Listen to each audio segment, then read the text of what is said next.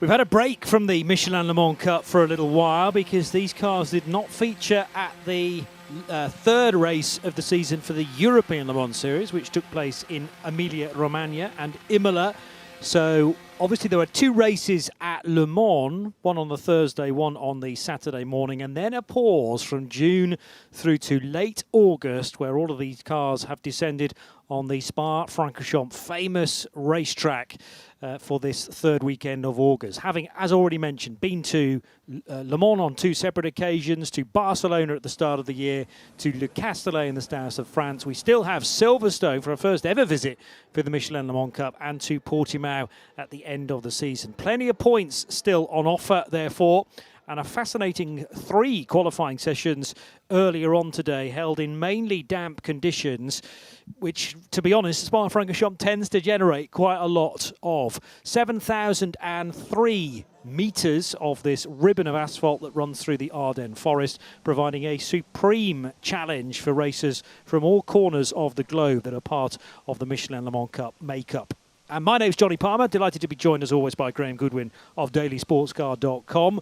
The weather, well, I was going to say has sort of moved on a little bit, but it is clouding over again now. So what do you reckon? It got very dark all of a sudden. I mean, like that in the last 2 or 3 minutes. And we know this place, if you don't like the weather, hang around for 30 seconds and it will change. Let's hope not. It'd be good to get some solid dry running here. It would be good to get some good racing here in the Michelin Le Mans Cup. You know, we often say, you've not got enough chaos and carnage in your life. Welcome. 2 hours coming up. It's what we need is a good race here this afternoon. Great track, really good field. 42 cars composed of the LMP3 and LMP3 Pro field, and the the GT3s, not LMGT3s. That's tomorrow. And they're very capable of producing fantastic racing when they put their minds to it. Yes, and when later on in the race, it tends to be the second half where, you know, everything is on the table and that somewhat focuses the mind, perhaps. But this is no easy task necessarily for the bronze element, which feature in both GT3 and LMP3 Pro-Am, to have the responsibility of starting the race. There's no rule that says the bronze has to start, but it makes sense from a strategic point of view because these races, any race around Spa-Francorchamps, is no stranger to a safety car. And the last thing you want to do is put a gold or a silver in, do all that hard work, open up a big gap, and then a safety car compromises that good work. So it makes more sense to put the lesser experienced and generally less quick, although there are sometimes a chance to turn the tables between a bronze and a silver racer.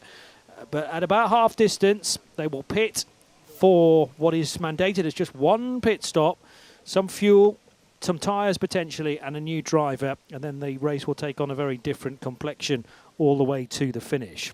Looking up and down the order that we've got in front of us, the only higher ranked driver that looks a bit out of sequence. It's not an unusual one. We've seen this from Nielsen Racing before. Colin Noble will start the number 7 Ades from 11th place on the grid, but pretty much everybody else appears to be as you were, with the lower ranked drivers throughout. There's likely at least one I've not spotted that are starting this race. At the moment, full dry track though, Johnny. That's good. Some damp patches here and there, I'm sure. They'll get a chance to look at that on the formation lap. But cars are on the grid, not seeing any gaps in that, which is the good news.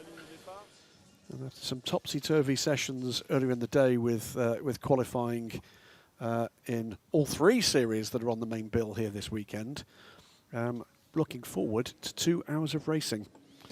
Because of the changes of conditions, we rather suggested this at the time, that there was going to be some overlap between the LMP3 cars and the LMP3 Pro-Ams. And so it proved, because Julien Lemoine's time was that good, it would have put him 6th on the grid if they will grid them up in the order that the times came in. We know that that's not the case these days in Michelin Le Mans Cup, and in fact the grid positions will be separated out to put all the LMP3s at the front, all of the LMP3 Pro-Ams in the middle of the order and the LMGT3s at the back. But that's just testament to Julien Le Mans' pace, isn't it, on a drying track? It is, but also needs to be said the weather was worsening. So it wasn't dramatically worse, but certainly there were more challenges for the LMP3 runners than for the LMP3 Pro-Ams. We had that steady rain at that stage. It wasn't torrential.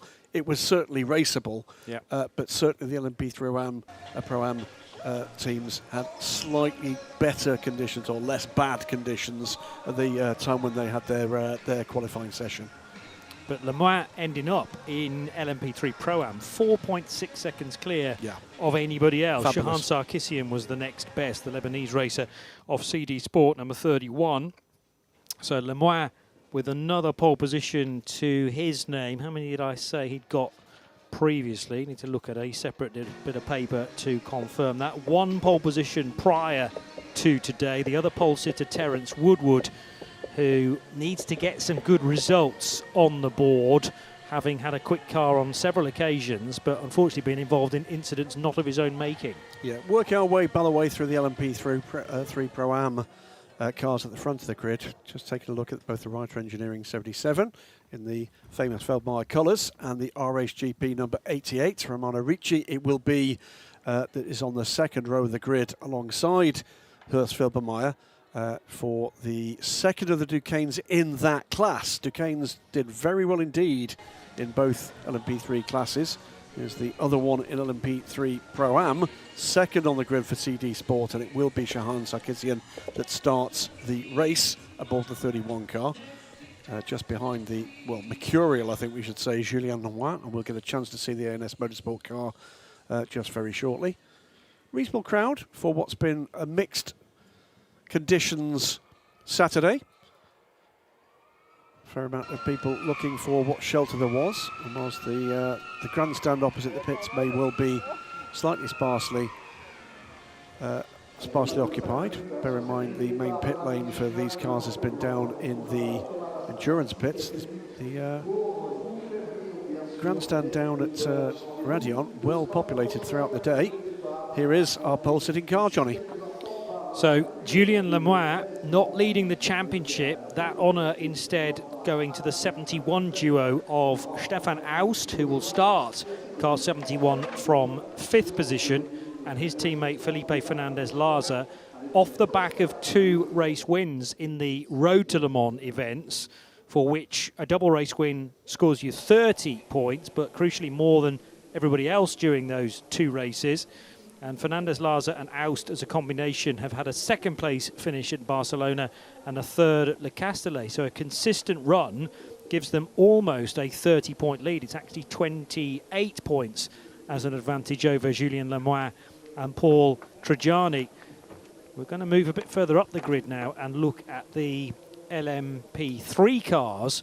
But this is to miss out a crucial bit of what happened towards the back end of the session earlier, when, remember that Alvise Rodea had a big incident in the closing stages, causing a red flag, and that meant that all times were deleted for car 87. Now they lead the championship, and they're having to start at the back of the order, and they're being told that Pierre-André Provost must start the car. Now there's not really a great deal between Rodea and Provost. They're both silvers from memory. Yes, that is the case. It would normally be that they would tell that you've got to have the faster driver from free practice. And I think Provost has been the quickest so far. So it means that a little bit their strategy is hampered, but it's not as bad as having to put a gold or a silver in to start a race with the bronze to come second. They've actually got 2 silvers in there, so there is a bit of wiggle room. Here's the 3rd place car in LMP3. It is the 3rd of 3 Duquesnes. Gebhardt Motorsports it is. And it is going to be Oscar Tugnot that starts the race for the number 70 car, joined by Danny Soufi, making his first appearance of the year in the Michelin Le Mans Cup. And I think I'm right, just on the back of a couple of weekends ago, having clinched the prototype car Cup Germany with Gebhardt, the American racer. 2nd place on the grid, the second of the 2 RHGP LMP3 cars, Antoine Dequin it is, aboard the number 86 car, and the very neat and tidy looking black, pink and white livery of RHGP. as you can see from that shot behind the leading car, it is an RSGP, all RSGP front row, because we're about to see this, the 85 car, and that is Hugo Schwarzer that will start the 85 car. Adrian David it was that set the time. So, yeah, the start of this race, big advantage for this team. There's one rule, Johnny. Go on. Don't hit each other. Yes, is the old school teammate ruling within motor racing. If you're going to hit another car, make sure it's not, in this case, a fellow RSGP competitor. But they start on the front row, so a chance for them to take some dominance and orchestrate this race to an extent. The points at the bottom of your screen were slightly out because they didn't account for the extra point that, of course, Adrian David and Hugo Schwarzer now have. So that takes them to 39 points, and they are within 8, therefore, of Rodea and Provost, who must start at the back, as we've said. 1 minute board on the grid, 1 minute. So already that's a big advantage for Hugo Schwarzer and David Drew. It's not David Drew and his teammate Hugo and Adrian David. Meanwhile, David Drew and Cedric Ultramar of CLX are second in the championship. And they are going to start towards the rear as well, 16th. This is a really important race for where this championship is going to end up when we see the end of the series at Portimao. It could turn things on its head. The form book, certainly through qualifying, has produced some surprises. And we're about to get rolling, Johnny, with the formation lap for the Michelin Le Mans Cup here at Spa-Francorchamps. No immediate thought that there's going to be rain intervening here, but I would not count it out in the 2 hours that are going to follow. No, quite right. And it being a long track means that you're not necessarily in the right place when the rain strikes. Green flag. To get in for a quick pit stop. The 2 formation laps. Remember, there is one stop that is essential in the race. Everyone must stop and do a driver change, but there's nothing to stop you coming in again to change the rubber if that is absolutely necessary. But it might be the case of just waiting and seeing, just sitting out there and trying to deal with the conditions, drive around the problems because of the fear of losing too much time to your fellow runners. But you've got to make a decision before potentially the car heads towards the scenery, which was actually the case earlier on for Mark van der Snel. That car not able to produce a time in qualifying either after an off at Bruxelles corner, and it will actually be son Max van der Snel again instructed to start that car because he's the quicker of the two. Yep. Needing to do it the hard way, therefore, from the back of that second group of prototypes. But the good news is they are on the grid and they are starting this race, and whilst that will compromise what they would probably feel is their optimum strategy, they're at least racing. Exactly, rather than waiting on the sidelines for the next race. So they will be grateful for small mercies, and you never know how a race can switch in your direction. Sometimes being that bit further back and having them more time to think about a potential change of tyres, for instance, can get you on a podium out of nowhere. Well, the key thing for those teams that have had to put their quicker drivers in first is this race needs to run green from the start for them to be able to do the best they can with the assets they've put in place. That's why very often it is that let's try to keep the gaps as close as possible. Car 71, you're creating a gap. Please close the gaps. It is because the cars are closest together, the most likely period of the race when you're going to get an incident and then run under caution, which means your quicker driver can't make a difference. An awful lot for the various engineers, the team managers to have to take consideration of, particularly as this race in one half of it, or this race meeting in one half of it for these cars is led from the endurance pit lane. And now when we get to the race, all the cars are going to be stopping in the Grand Prix pit lane, which is a sort of unfamiliar territory for a lot of them. Yeah, and again, you know, very often in development series, and this certainly ranks as one of those, it's about learning the rule book. It's about not making errors. You can pick up a 10th or 2 on track, you can lose 20 seconds on a pit lane or with a penalty, and that's part of the code. Close the gaps, please. Close the gaps. Let's try to not create a line which is too long. So as Graham Boursier, our race director for the Michelin Le Mans Cup, this first of 2 formation laps. 64, 51. Please close the gaps.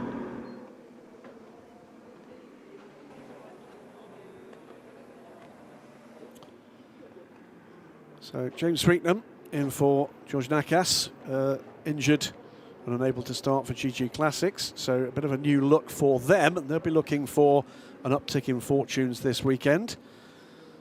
Crossing the line now for the start of the second of 2 formation laps, allows these cars to get a little bit of heat in the tyres.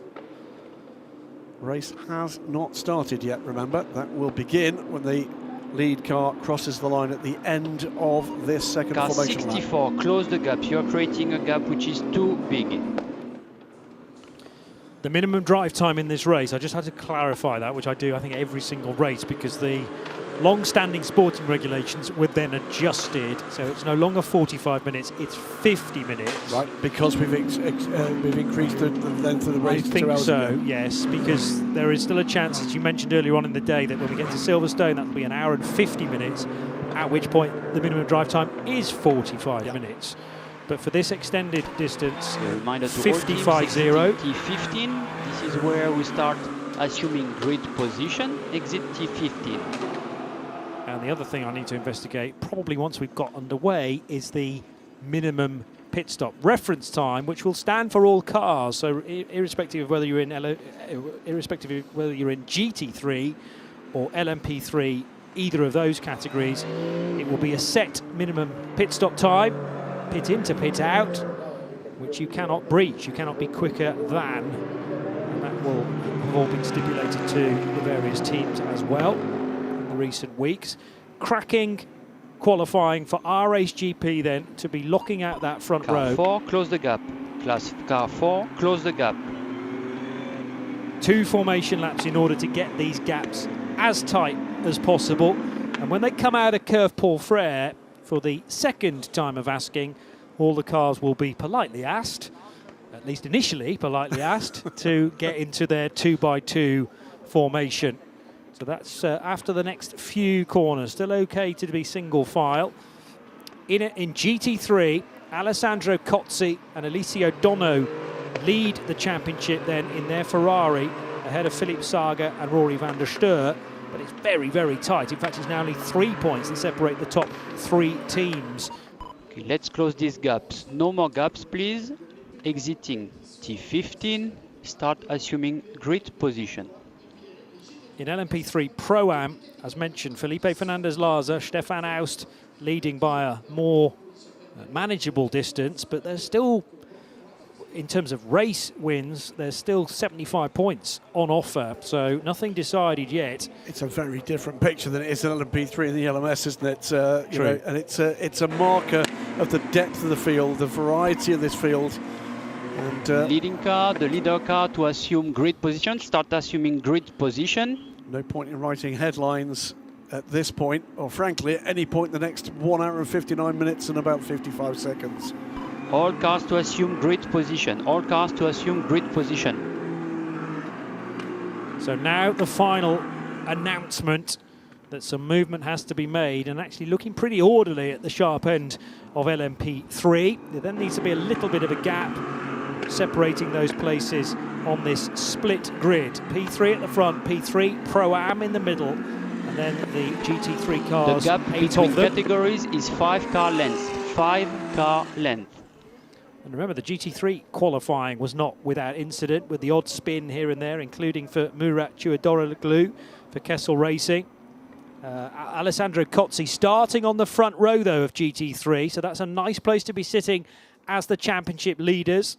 They've got their Kessel Racing rivals, Lorenzo Innocenti, starting that car from GT3 pole. But here come the leaders into the bus stop chicane. Looking pretty neat and tidy. The odd little gap here and there, but we're about to go green for 2 hours, the Michelin Le Mans Cup. Live from Spa-Francorchamps, 2 hours then of cut and thrust racing, no doubt, from the depths of the Ardennes, but thankfully the rain has at least disappeared for the time being, and the field fans out on the run into La Source. This is the pinch point, naturally, though, as the RHGP cars steer clear of one another, and actually a good drag race between the two of them, but 4 GT3 cars don't even make the start of the race because they've tangled coming through the bus stop chicane. 2 RHGP cars nose to tail, though, and into third position is Oscar Tuño, the Colombian. for Gebhardt Motorsport in that bright red car. Question is, what's going to be the decision about the state of the track the next time the leaders come through? Well, 3 of those stranded GT3 cars have got away. That was the pole position car as well. Was it? It was the 51 car. I wonder if he had a problem and was collected by the rest. At the moment, Vanina Rix leads the race in GT3. So all 4, I believe, have got away now. Certainly at least 3 of them have passed me. And trouble for the number 4 Ades down at Les Combes. That's Mikkel Christensen, who's gone straight on, and we are going to go safety car because another maybe car has ended up in the gravel trap at Bruxelles. Could have just arrested that slide before it reached the gravel bed, but had it, it was all very clean at the sharp end of the field. Unfortunately, we hadn't quite looked towards the back and how the GT3s were getting on. And yes, very unusual for the pole sitter to be hooked up with that incident, Lorenzo Innocenti. And yes, Innocenti totally sideways. In fact, was there some contact on the back of the 51 Ferrari? It may well have been. Didn't see the beginning of that. We certainly saw the end of it. There's the EB Motors car, the what else? The Biogas car, AF Courses 51 and Kessel Racing 17. And this, I think we're going to see the back end of the issue for the number 4. And there it is. It was a barrier. He hit the barrier. Well over to the left. So, and in fact, the other camera, I heard the squeal of tyres, and I didn't think that was coming from the Forestier Racing by VPS car. There it goes. So there's damage to that number 4 car. I think that's done. Mikkel Christensen. Now, did he jump or was he pushed? We didn't see that from the angle we got, but that's quite a lot of carbon fibre. Piece of bodywork that's so far underneath the arm coat is actually hovering there because it's been wedged between the bottom of the barrier and the grass. At least a couple of hits with that barrier. They weren't massively hard, but it's done what it's supposed to do, which absorbed the energy, deconstructs itself in a semi-controlled fashion. Hugo Franza, by the way, leads the race under the safety car. It is still RSGP 85-86. Gebhardt Motorsport. The 1-2-3 is exactly as it was. ENS Motorsport, Julien Lenoir. 84 car will come around in the lead of LMP3 Pro-Am. But the big changes came in LMGT3, and we saw avoiding that melee going to the outside and across the escape road, as we've got a damaged Ades. This is a damaged Ades making its way back. Leading the race is Vanina Rix. Vanina, I think, started 3rd, did she not? I can tell you that by looking at a different document. Bear with me a moment. I can also tell you, just before I go away from what I was looking at, the pit stop time is 105. No, that's beg pardon, that's for ELMS. I'll get to Michelin Le Mans Cup in just a tick. Spinning lots of plates here, Graham. Right, so the grid positions you were asking about. What I don't quite understand is how the pole-sitting car ended up actually behind the 17 Kessel Racing car in that pile-up. So 51 looked to be behind 17. Whether it had an issue going into the bus stop chicane on that rolling lap. Maybe. And then 1 or 2 didn't necessarily spot what was going on. But Vanina Rix started 3rd in GT3 behind the 2 Ferraris. Yeah, no, that does make sense. So the 17's had a moment, I reckon, and then 51 has been collected in the process, yeah. So the marshal there we could see, just checking whether or not the impact, you could see where the dens on the Armco was. Has that affected the stability of the support? They'll be reporting back from that marshal's post to race control. We'll see whether or not there is any intervention required at that point. So they were there, we weren't. And they'll have seen that likely was quite a hefty impact, the first one with the Armco. In comes the damaged Ades. I suspect that car is going to go no further. Don't think that's just a clip. There would look to me to be underbody damage as well.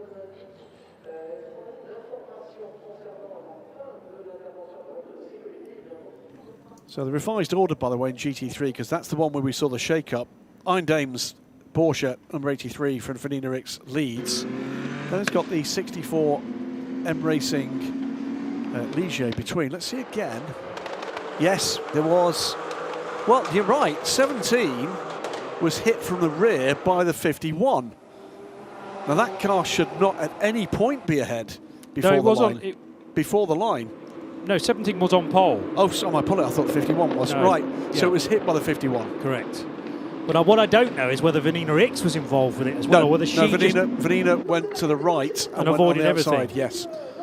Yeah, okay. Well, it'll be looked at, and we'll get more of an idea as to how many cars were involved in that incident when we get a list of this car and this car and potentially a third car are being investigated. Let's tell you in the meantime what the order is, the revised order, because that's where the shake-up came in GT3. Iron Dames Porsche leads from the Code Racing Aston Martin, sits just behind the out of position 64 Ligier, Philippe Saga. Then it is the 33 Kessel car, the Motor Park AMG. The 17 car is the first of the cars that was tied up in that mess, and that drops to 5th place. The one bit of good news, or less bad news if you like, for the 17 is we're on the safety car, so the gap's been closed. Yeah. Then we've got the AF Corsa 51, the EB Motors Porsche, and the 23 Biogas Ferrari, and all obviously now in line astern. And that looked to me to be a relatively low-speed set of incidents, so hopefully no lasting damage to any of the 4 GT3 cars. So the background there is the train of GT3s.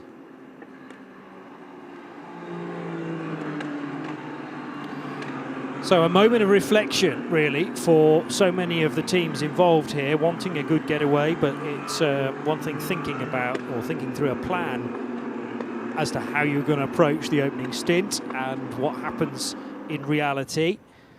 And very often there is the chance to deviate from the first spreadsheet to several others, probably behind on various panels, to go, right, we'll go here next in thinking this through. Yeah, the project manager with the Iron Dames, Rahul Fry, on support duties here.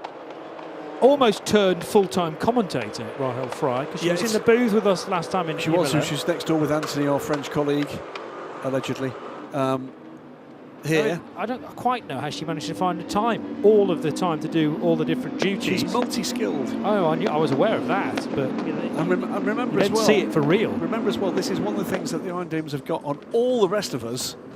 They can multitask. Yes. I can't. No. Well, Struggling with just the primary one at the moment. No bloke can, is my understanding.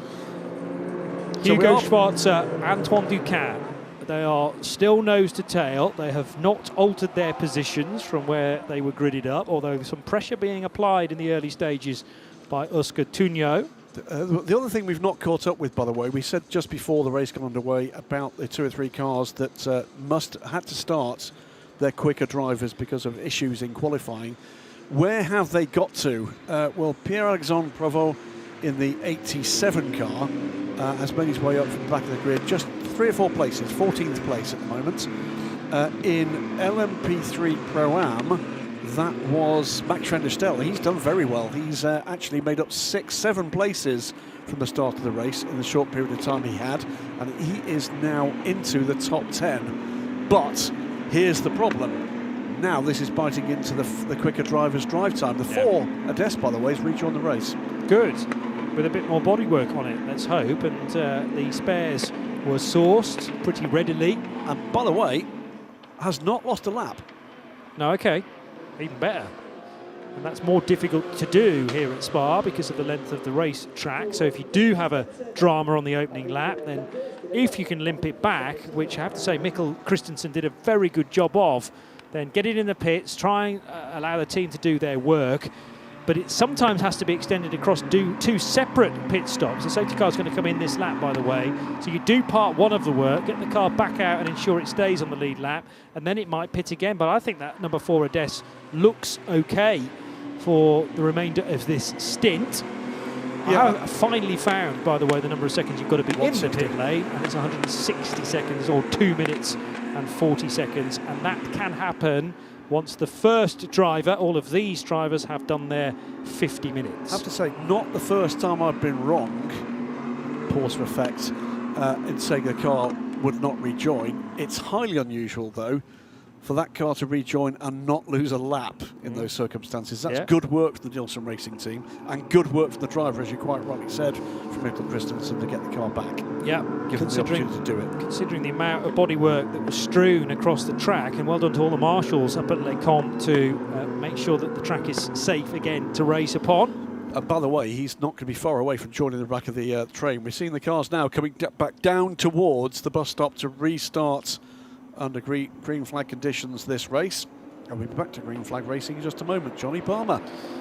Here they go then, the RHGP duo led by Hugo Schwarzer, Antoine Duquin in second position, but Duquin feeling the heat a tad from Oscar Tuño in his Gebhardt Duquesne. Remember, it's 3 Duquesnes out of a possible 4 within at least LMP3 that are leading the way. The 4th one's not that far away in the hands of Arthur Rodgen for CD Sport. He's 5th, and the meat in the sandwich then in the leading Ligier is Miklas Born for Reiter Engineering in the blue and yellow. Down the hill they go towards La Source for the second racing opportunity. Remember though that first racing lap was aborted pretty swiftly with the deployment of the safety car. Hugo Schwartzer's got a stormer. He's almost a second clear as they come through Raidillon. Here come the pack in GT3.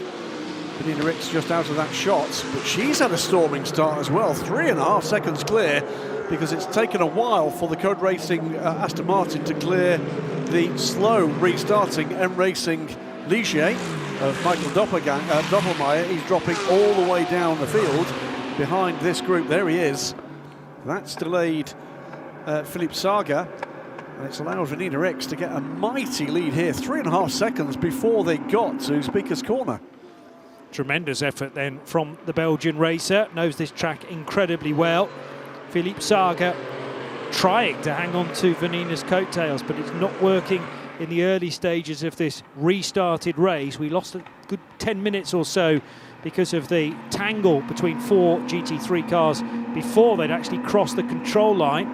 Everybody else had managed to do that, and it's really shaken up the third category in this race, the category for GT3 cars. All 8 though remain in the fight, and RHGP stabilising the situation a tad. Hugo Schwarzer 1.7 seconds to the good, but definitely the fight that is on and we need to keep our eyes upon is Antoine Duquin up against Oscar Tuño as Gebhardt Motorsport try and usurp one, if not both, of these RHGP cars.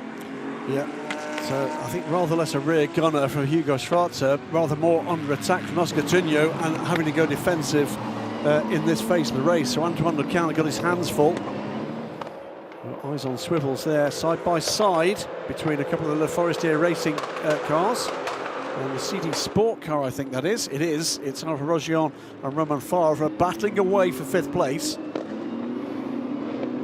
There's a Duquesne versus Ligier battle still going on the exit of La Source, with the Ligier trying to get up the inside and having a bit better of the straight line speed equation, makes it into Eau Rouge and takes the place.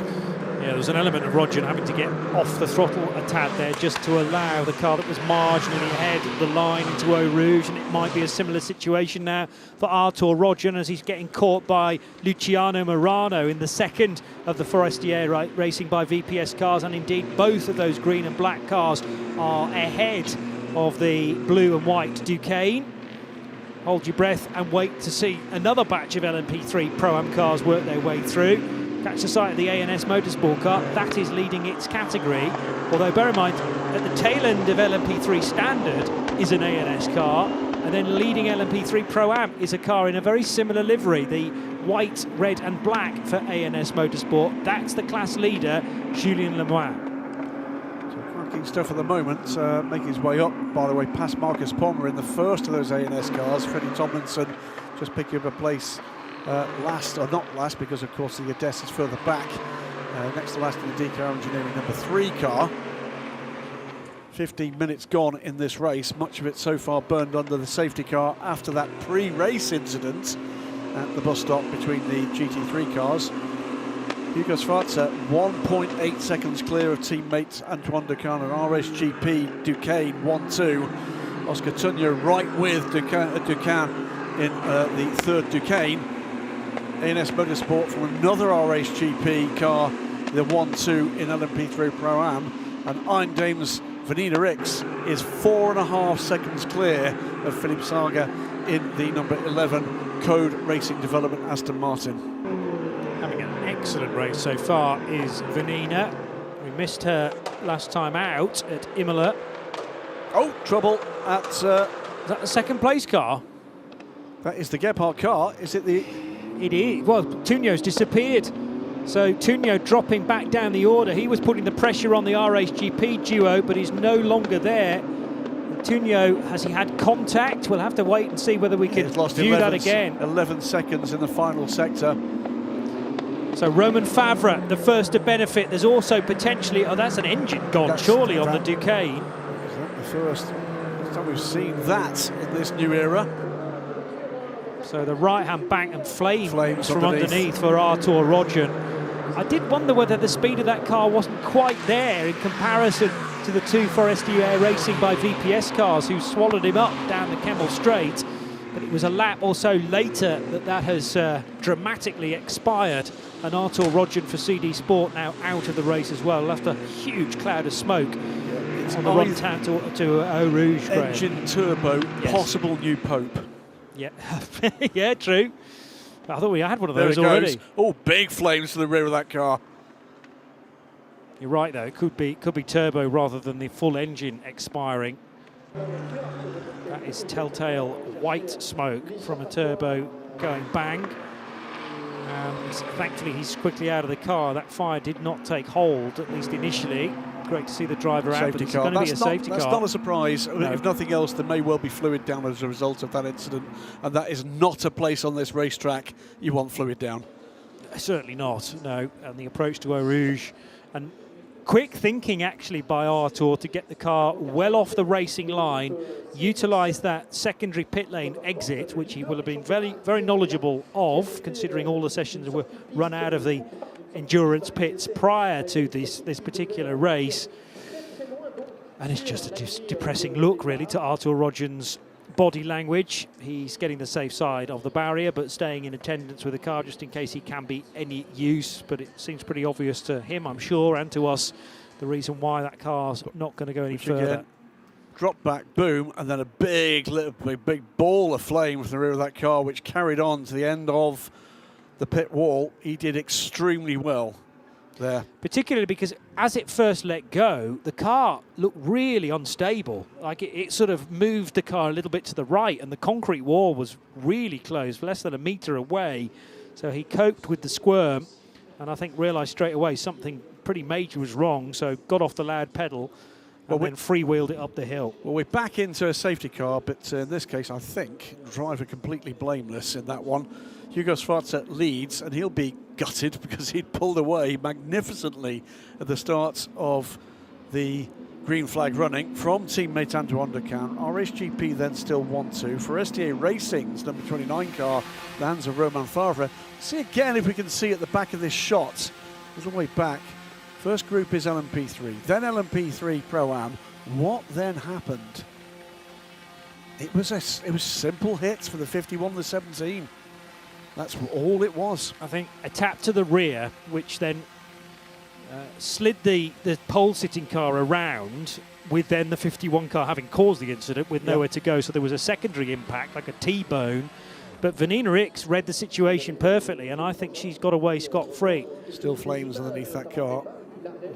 Or obviously sparks, if the engine's still running. No, what that is fluid falling from the engine compartment on fire. Yeah, that needs to be dealt with, and quickly, because that smoke is gathering again. That needs intervention immediately. Well, Artur Rodgen no longer in the car, but unfortunately an innocent bystander now. The problem is they don't want to take the engine cover off, because that will mean that the flames will go big style. I think that is deeper in the engine bay they're going to be able to cope with from the point they've got there. That's going to need some more serious intervention. Yeah. While they're dealing with that, let's just tell you what's happening within the three classes. Say Forestier Racing via VPS's Romain Favre up to third as a result of that incident. And then Reiter Engineering's 25 in the hands of Nicolas Born sits fourth. And it's the second Forestier Racing by VPS car in the hands of Luciano Murano. Fire tender is in attendance now. They will have been told by race control and trackside observers what's going on with that. I'm sure they'll get to it immediately. Team Virage, their number 16 car, the 50-23 events racing car. Nielsen Racing's number 7 Adest in the hands of Colin Noble, up into 8th place. A good start from him. Good start to the race as well for the 87 car. Started from the back of the grid, or towards the back of the grid, in the hands of Alvis Rodella. And then in 10th place, it is the delayed Oscar Tunyo in the Gebhard Motorsport car that dropped back from 3rd place. In LMP3 Pro-Am, it is RHGP in the lead there too, so that's a change, with Romano Ricci ahead of Shahan Sarkisian's CD Sports 31 Duquesne, but it's a Duquesne 1-2. Ahead of another Reiter Engineering car, the 77, the family-entered Horst Filbermeyer pedalled Ligier. Rinaldi Racing 71 of Stefan Aust. Then we've got Terence Woodward for 23 Events Racing, Breton Racing, Ben Stone, Eric de Donker for Motorsport 98. You're going to see this incident again. James Sweetnam for GG Classics, he's 8th. More Motorsports, Max van der Snell's made it up to 9th now from his 16th place starting place. And rounding out the top 10 in that class, into Europol competitions 34, the hands of Tim Kresick. GT3 is led by Vanina Ricks. She's been another one to be rather gutted by this safety car. She had built a very healthy advantage over Philipp Seeger. So the Eindames Porsche in the hands of Vanina sits in the lead from the Code Racing developers, number 11 Aston Martin, the 33 Kessel Racing Ferrari, the 65 AMG, and then the 4 cars that were tied up in that melee at the start. And the lead of those 4 is the 51 AF Corsa, which we think triggered the incident, followed by the 95 EP Motors Porsche, the 23 Biogas Ferrari, and the pole-sitting car that was collected before the start of the race, the 17 Castle Racing car of Lorenzo Innocenti. And there are various angles. Oh, someone else had a moment as we went into caution as well. Well, was that the race leader within... Was that Julien Lemoine? Because he doesn't lead LMP3 Pro-Am anymore. Yeah, that must have been. It's the right colour. Yeah. So... Big lose there, but it kept it out the wall. There were 2 A&S Motorsport cars running almost nose to tail. I think they were actually one in front of the other just prior to the safety car, and that was one of the tail enders in LMP3 and one of the leader in LMP3 Pro-Am. Now, did Julien Lemoine catch some of that fluid exactly or oil or whatever it was laid down onto the racetrack? Lemoine does not make mistakes like that, generally speaking. Yep. But if it's an unpredictable road surface, and obviously you couldn't get a change of surface flag out that quickly, Lemoine was never going to react to it, and he's lost a hatful of places, but crucially, he's still in the race. Yeah, well, I mean, you know, there's 2 options. There's an obvious visual clue as to what the most obvious option is. The other one, was he distracted? Well, did that play a part? Yep. And what it might have played a part in is him being distracted for the right line through the corner, or even going offline and finding himself sort of hung out to dry. But that, for my money, is the primary cause of that incident for Julien Lemoine. Yeah, and thankfully we did, from a later angle and from a locked-off camera on the secondary pit wall here at Spa, catch that moment, because it's crucial as far as the race narrative is concerned. It's also pretty important with regard to the championship, because Julien Lemoine and Paul Trajani are trying to close in a gap of nearly 30 points to Felipe Fernandez-Laza and Stefan Aust, and today was a great opportunity to do that, but they now find themselves down in 11th position, so losing 10 spots, losing 11 spots indeed. And Romano Ricci now leading for RHGP. It's turning into a more perfect day for RHGP. First and second in P3, and now leading P3 Pro-Am. Yeah, there you go. It's an hour and 35 minutes left in this race, by the way. Almost contact, by the way, in the queue between the 27 P4 racing car and the lead car in GT3 from Vanina Ricks. A little bit of overlap there. Need to just have their head screwed on here.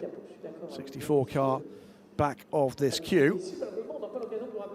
Recovering car, by the way, of Nielsen Racing, the number 4 car, midway in the GT3 pack, with a bit of get out of jail free with that recovery back to the pits from Mikael Christensen.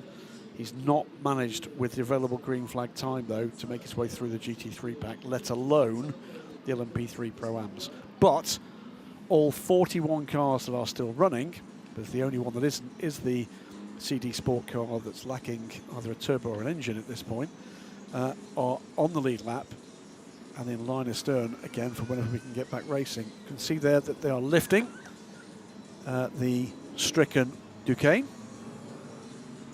So the fire is out, I'm fairly confident in Yep. saying. That all needed to be addressed before they could think about recovery, but a huge amount of something's been dropped. It's either oil or some fluid of some description, and therefore that long line all the way up the pit lane exit road that thankfully isn't being utilised in this race. That could have been even more awkward had we been using the endurance pit lane for this race, but Marshall's having to react very, very quickly and make sure they've got plenty of supplies of that quick dry stuff that Absolutely. is chucked over whatever's been spilt. Then it has to be brushed into the road surface in an effort to soak it up. It's quite quick working as long as it's all been dressed correctly. But there's no shortage or there's no substitute for a bit of elbow grease in that respect. And the Marshals will certainly be getting their steps in for today doing that. Yeah, on the hill as well, of all things. That's a lot steeper hill than it looks from this angle, I can tell you that for nothing. Yep. So, closing in on an hour and a half on the clock. Don't think it's going to be much longer before we're back to green flag racing, so do stick with us. Duquesne, Ligier, the top four. Duquesne, Ligier, the top four in LMP3 Pro-Am. Porsche, Aston Martin, Ferrari, AMG in GT3.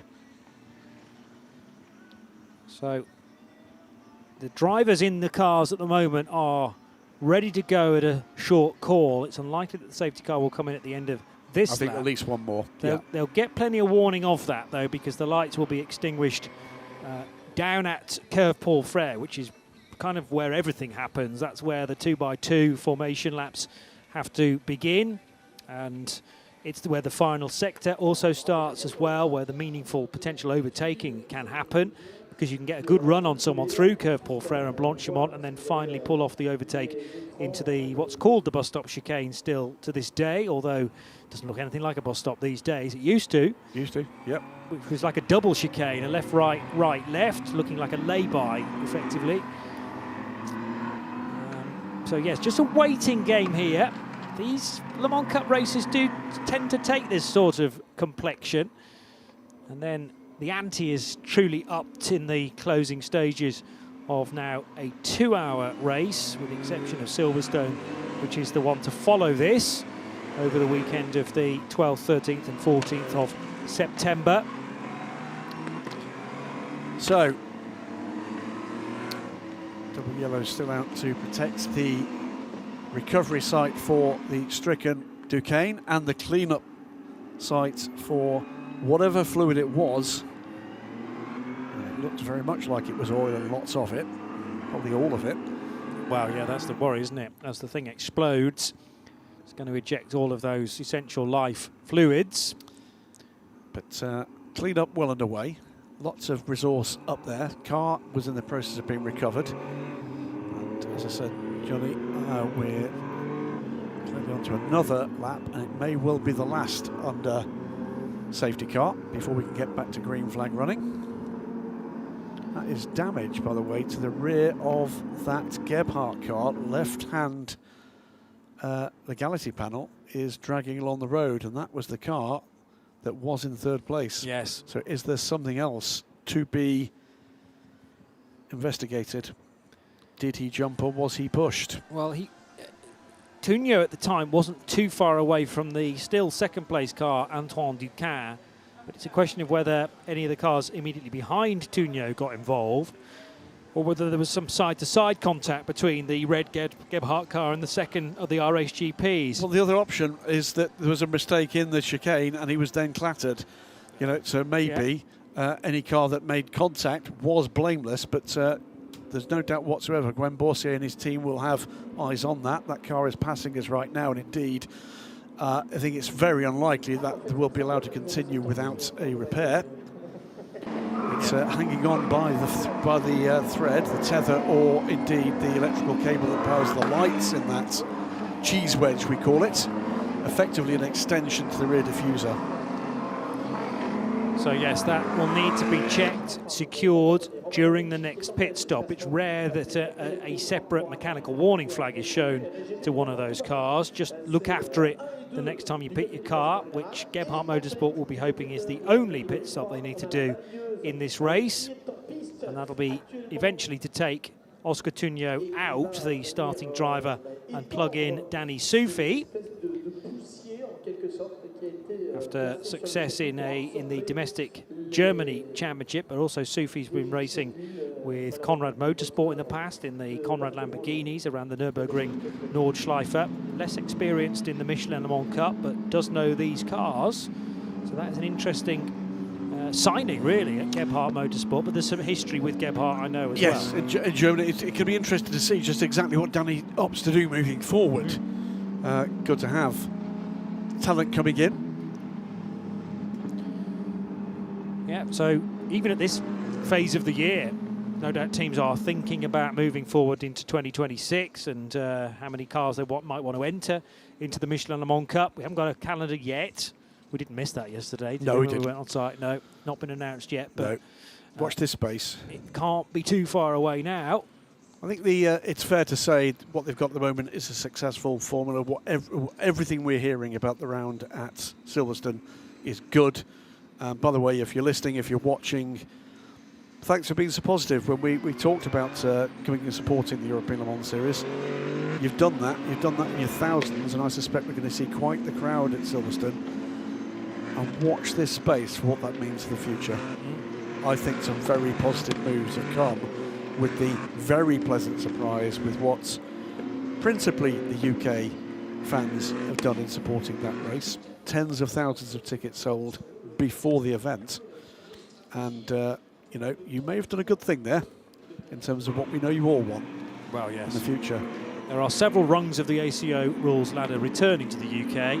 One still not quite there, but there is a wish, I'm sure, for so many British fans to get it back. Clearly won't be next year. No, but there is a WEC calendar already out, and Silverstone's not on it. But hashtag wait and see. Yeah. And you know, we'll see whether or not deals are done, or can be done, or will be done. But everything about the way in which this return to Silverstone is coming about, and in particular the response of the fans, I think has been a massive thumbs up to make it easier for decisions to be made. I think you're going to see something radically different in terms of the way in which the calendar comes forward in subsequent years for the FI World Endurance Championship. To be decided and absolutely to be announced. The speed of the cars out front just seemed to be slowing a tad, and I wonder whether that was the safety car driver just backing the field up, but there's still no hint that the safety car is going to come in at the end of this lap, so there'll be one more. He's got two corners to make the decision, haven't they? Exactly. It'll be done by the end of sector 2. So the car will stay out for probably only one more lap, because although the mopping up process is still ongoing between La Source and Eau Rouge, it did appear that they were nearing the end of that. We've got to make sure that all of the racing area of the track towards Eau Rouge is available. Okay, it might be a bit slippery until that quick dry is worn away, but as long as there is no exposed oil. Car 58, 10 seconds added to the next pit stop, start procedure infringement. That's GG Classics, isn't it? Yes. That's James Sweetman. I suspect there are going to be some other penalties heading our way fairly shortly.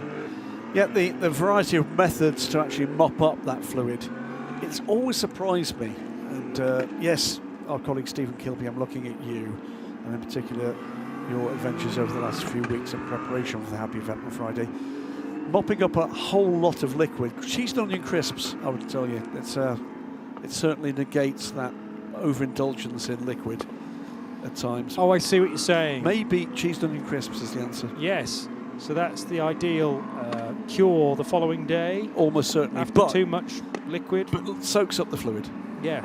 Okay. Well, you can recommend that to the marshals here at Spa. They'll look at me in a bemused fashion. Wouldn't be the first time, and it certainly won't be the last. You'll need quite a lot of grab bags, I'm going to suggest, by the look of the amount that was dropped, sadly, by Artur Rodgen's Duquesne. So that long strip has now pretty much been seen to. That's a meal deal. It has to be, doesn't it?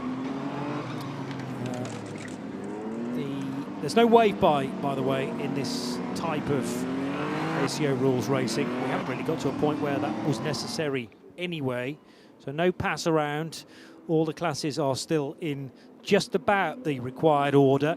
Mikkel Christensen was starting his run back through the lower portions of this entry, so GT3 cars, and actually the Nielsen Racing Ades was making short work of those GT3 cars before the safety car intervened.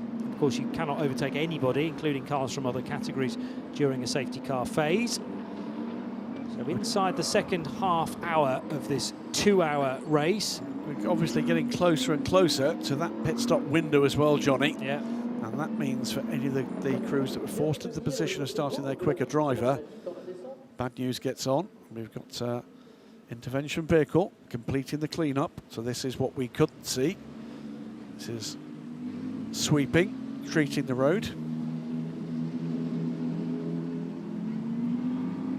As we said before, just exactly where this is.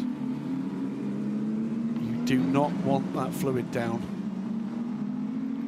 Well, especially because the racing line is kind of where that fluid's been Yes. dropped on the approach to Eau Rouge, and then you swing at the last minute across to the curb. But as you try to get the rotation of the car inputted, there's a strong chance, were that oil not have been treated, that you could lose the car, just like Julien Le Mans did. We're not saying Indeed. it was necessarily the oil spillage that created that spin. It could have been him trying to stay off that part of the track, and then asking a little bit too much on a tightened turn-in, because he wasn't able to use the outer two lanes of the run into Eau Rouge. He'll be able to explain a little bit more, but he's still in the car for the time being, in number 84. Has lost lots of places. But the goal now has got to be to try and get the car to the end of this stint, get it in perhaps as early as possible. Yes, because he is the bronze in car 84, so he'll be wanting to get Paul Trajani strapped in as early as possible, but got to do the 50 minutes of required drive time before that happens. Hugo Schwarzer, Antoine Ducat will be pretty frustrated with their lack of opportunity to race one another, and it's not only on the full racetrack that we've had the odd bit of incident either. A half spin there on a real challenging karting circuit here at Spa 2. That is positioned just after Curve Paul Frere on the inside of the track. And timetable permitting, I wonder whether some other drivers in the main races this weekend also get a chance, maybe earlier on in the week, to have a run there, as long as it doesn't intrude too much. It's great to see at these big international Class 1 tracks a thriving karting community as well. I think there's the new karting circuit at Silverstone about to be completed. I was at Silverstone for a day midweek, and work is progressing rapidly there. I was talking as well to the group at Apex Design that look after the Dubai kart circuit, which you'll know, Johnny, is on the outside of the circuit. Yes. Not for much longer. That's about to be shifted inside, and that, I'm told, is one of the busiest commercial karting circuits in the world. Is it? Well, yeah, it doesn't seem to have any let-up in action. Get a good view of that from the main grandstand that overlooks the start-finish line, but if you peer right at the back of it, the karting track is there, and regardless of whether it is day or night, people doing laps on the on a mega karting track. We're going to Portimao later on in the season. That's got a stellar karting track as well. That's probably world-class. World Championships there a couple of years ago, I believe. Double yellow is now removed at turns 2 and 3, which indicates we're going to get back to racing reasonably soon, but it looks to me like it's going to be at least one more. Car 23 and car 87, that is the biogas Ferrari, and the 87 is one of the CLX Racing Ligiers. That's the car that sits 9th in the order. Team manages race control immediately. Okay, so there's a chance then for one or two issues from earlier on to be ironed out, but they'll want, first of all, reports from both sides of an argument to get a good idea of precisely what happened. Yes, that's, well, it's the first of a long list of investigations that need to be done. Nothing yet about GT3 cars being listed, but we're getting more of an idea of how many cars. 23 was a GT car, but Oh, I don't sorry, think yes, that it was a was. cause. I don't think that was I've no idea. What I'm expecting is a little message Yes. that includes 17 and 51. Yes. And potentially others. But yes, your point about the biogas car certainly stands. We haven't either seen, well, it suggests that the replay that we saw about Julien Le Mans' car suggests he did that all on his own, so I wouldn't necessarily expect an investigation into that one. Neither have we seen any investigation that involves the number 4, which was the Odess going straight on at okay. Les Combes. Yeah. So, again, either there wasn't or there's no evidence of contact at this stage. But let's face it, race control's been a tad busy. Keep the gaps as close as possible. Keep the gaps as close as possible. Trouble for the 58 car. The engine cover is coming off the GG Classics Ligier of James Sweetnam. Remember, this car is needing to serve an extra 10 seconds as well as part of the next pit stop, so they may well have done that prior to actually touching the car and taking the rear deck off, the engine cover. Either way, 10 seconds is neither here nor there now compared to the amount of time they are losing, but it'd be better to do it under a safety car, this assessment, rather than whilst the track is still live. Keep the gaps closed. Keep the gaps closed. Well, are we going to hear from Graham Boursier? We're going to try and get this race back under green flag conditions. It's been some time now. If you're joining us late, this is after an incident that saw the end of the race for the CD Sport number 30 Duquesne of Artres-Rogion. The car suffering a pretty significant mechanical Safety failure. car in this lap. Safety car in this lap. Keep the gaps closed. The gaps are a bit too big. We are going to No go back to overtake green before the flag line. racing. Leader to dictate the pace.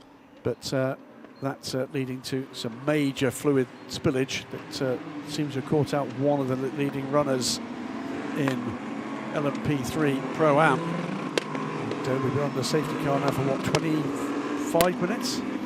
Sounds about right, yeah. I mean, at least we got a nice bit of early warning Car to say we're going to 58, race if you have again. an issue, pull to the side. Car 58, pull to the side if you have an issue. There's GG Classics having been in and back out. So race control, either they've spotted something we haven't, or the 58 is still struggling. So field under control of Hugo Green Schwarzer. flag, green flag. So, yeah, it's Hugo Schwarzer who will dictate the pace now at the end of a 26-minute safety car. Not the only safety car we've seen in this race either. So, again, everyone will push, but the big question is how much grip is going to be available to a lot of them on the run down towards Eau Rouge now. That quick dry has been worked in not only by hand brushes, but also then as the big rig machine arrived on the scene to try and work that into the surface and get the oil soaked up as readily as possible. Schwarzer had a blinding restart last time.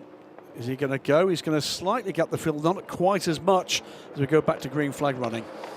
Good getaway as, again, Antoine Duquesne kind of acts as a rear gunner to hold back the progress of Romain Faucher in his Forestier Racing by VPS car. Remember, there are two cars not that far away from the same team. The other one driven by Luciano Morano, 5th position. Miklas Born wedged in between the two of them. The leader in Pro-Am is RSGP's Romano Ricci, and he gets a good start on Shahan Sarkisian. Julien Le Mans has gone to pit lane. Ooh. Yeah, and that's not yet within the pit stop window, so to speak. So the car that had the dramas at Eau Rouge in the aftermath of the expiry of the 30 car, side by side between the damaged number 30 car and is that the 87? Yes, yes it was. So Alvisa Rodea, who didn't start that car, did he? I think there's been dramas as well for the EB Motors car. What's happened there? Maybe. I'm puzzled now by the 87 car, which I thought had been started by Pierre-Alexandre Provost. The car's not been in for a pit stop, but the driver is now labelled as Alvisa Rodea. This is the departure. Still hanging on just about. That will not be allowed to stand for much longer. Well, that really is verging on the point of a mechanical warning flag, because it is dangling by a thread. Drive-through penalty now for the 17 car, which was, remember, on pole position, causing a collision at turn 19. So rather the suggestion is that the 17, driven by Innocenti, didn't pick up the pace, perhaps, and created that collision where the 51 tagged the back of it, and the two of them got totally tangled up with one another, and the majority of the rest of the GT3 field. Well, that may surprise many people listening and watching. They may well have some in-car or some telemetry that helps them to make that decision. There is... Is that the bit? I think it is the bit off the back of the Gebhardt car. Well, thankfully this early on, after a restart, there was enough of a gap for that to be retrieved from the end of the Kenmore Straight. Hearing from Steph Wentworth that the GG Classics number 58 car is no longer going to rejoin, sadly. James Sweetenham had a 10-second penalty hovering over his head, but far bigger problems. That was the team with the blue 58 car taking the engine cover off. It was, but they came back out for one lap. Meantime, Julien Lemoine has rejoined, and that's a clattering at the back of the 97 CLX car. And 97, after the spin, does, I think, rejoin. Cedric Ultramar's lost a huge amount of ground, though, now, and tumbled behind 10 LMP3 Pro-Am cars. Was that the 20 car for Philip Lindbergh that hit it? I think it might have been. Yeah, possibly. One of the high-class racing cars. If not, it was an A&S Motorsport car, but that's a bit further up the order. A&S Motorsport's Julien Lemoine came in. He's now rejoined, but is down in 40th position. And remember, Lemoine will have to pit again after 50 minutes has been completed, and the time in the pit lane that Julien Lemoine's just spent won't count towards his drive time either. So anytime you're in the pit lane, you're not on the racetrack and burning time. RSGP have a first and second place running at the moment as we head to Steph Wentworth in the pit lane. I'm joined by Jane Sweetenham, driver of the number 58 GG Classics. It's really unfortunate that the race has ended up this way. Just tell us what the issues are that you were experiencing. Unfortunately, the car was running like an absolute dream. Managed to put some amazing laps in. Started the race out of position due to Mother Nature. Put some fantastic time. The guys have done an incredible job. GG Classic cars have done an amazing job of getting the car, one of the front-running cars. Unfortunately, it just appears we've had a power steering failure. So, after all of the mayhem that you'd expect with the first few laps here in Spa, survived all of that. And unfortunately, a gremlin that, could have taken place at any time has unfortunately got us. But such a shame, because the team have done such a fantastic job of getting the car as, a front-running car. Here we are. So. Such a shame. Thank you. Well, there's potential, and thanks, Steph, for that interview with Fraser Ross. There's potential for that car to have been involved in an incident, even though it might not be the reason for its demise. But 58 now being listed against the 62 Breton racing car and the 34 into Europole competition entry. Oh, that was all overtaking under yellows, indeed, though, so not an incident where they clashed. Doesn't really concern the 58 because it's now out of the race. Hugo Schwarzer, by the way, is saying, bye, guys. And again, 4 seconds to the good. Absolutely hammer down here. And he's now, I think, a 5th consecutive purple sector for Hugo Schwarzer. Although that's just been bettered by Roman Favre, who's right on terms with Antoine Ducan. And Luciano Morano going faster than the lot of them through the first sector. But again, he is in the tow of several other cars. The incident involving... That was right at the beginning. Car 4 is under investigation, which was the off-track moment for the Ades on the first lap. But no other cars listed in that message. No. At turn 5, which is Le Com, dust being kicked up by a couple coming out of Speaker's Corner to the Jackie X left-hander, but that was just a couple of tyres being dropped into the gravel trap rather than anything more significant.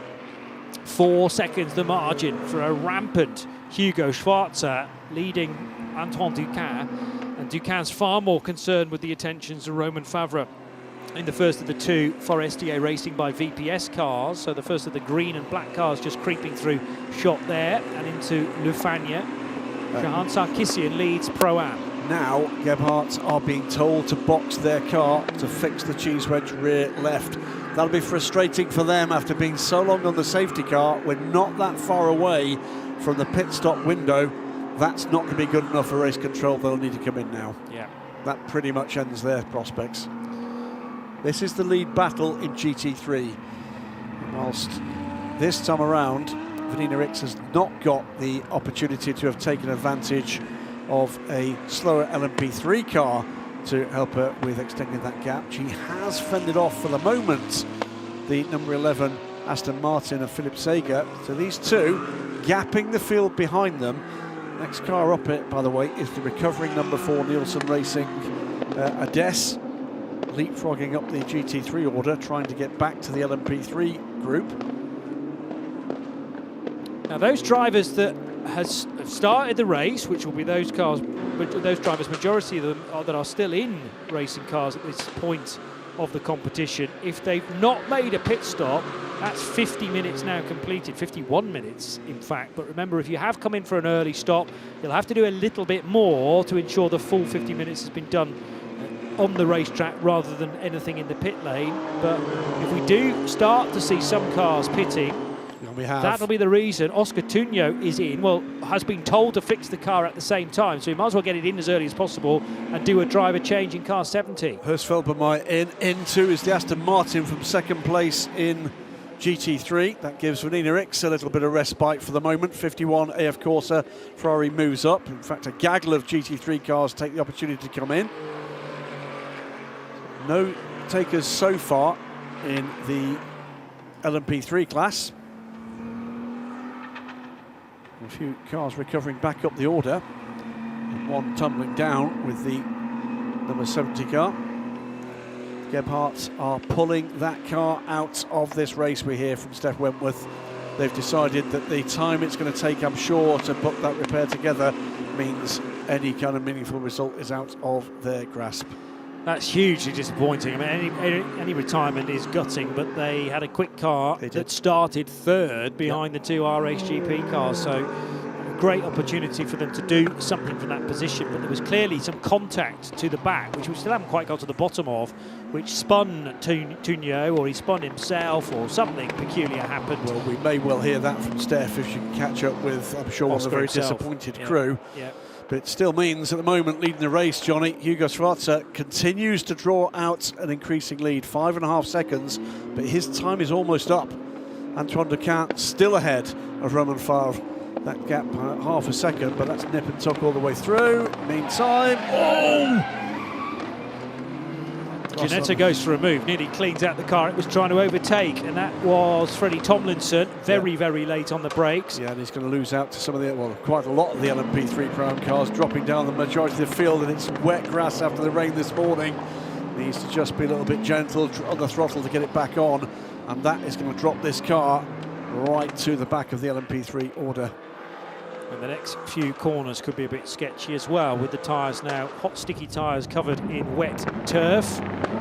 So trying to fling one up the inside of the 26 car, and almost then, as I say, as Freddie had his spin, Dane Aronson was almost collected in the Breton racing car, but the Breton car stays in 13th.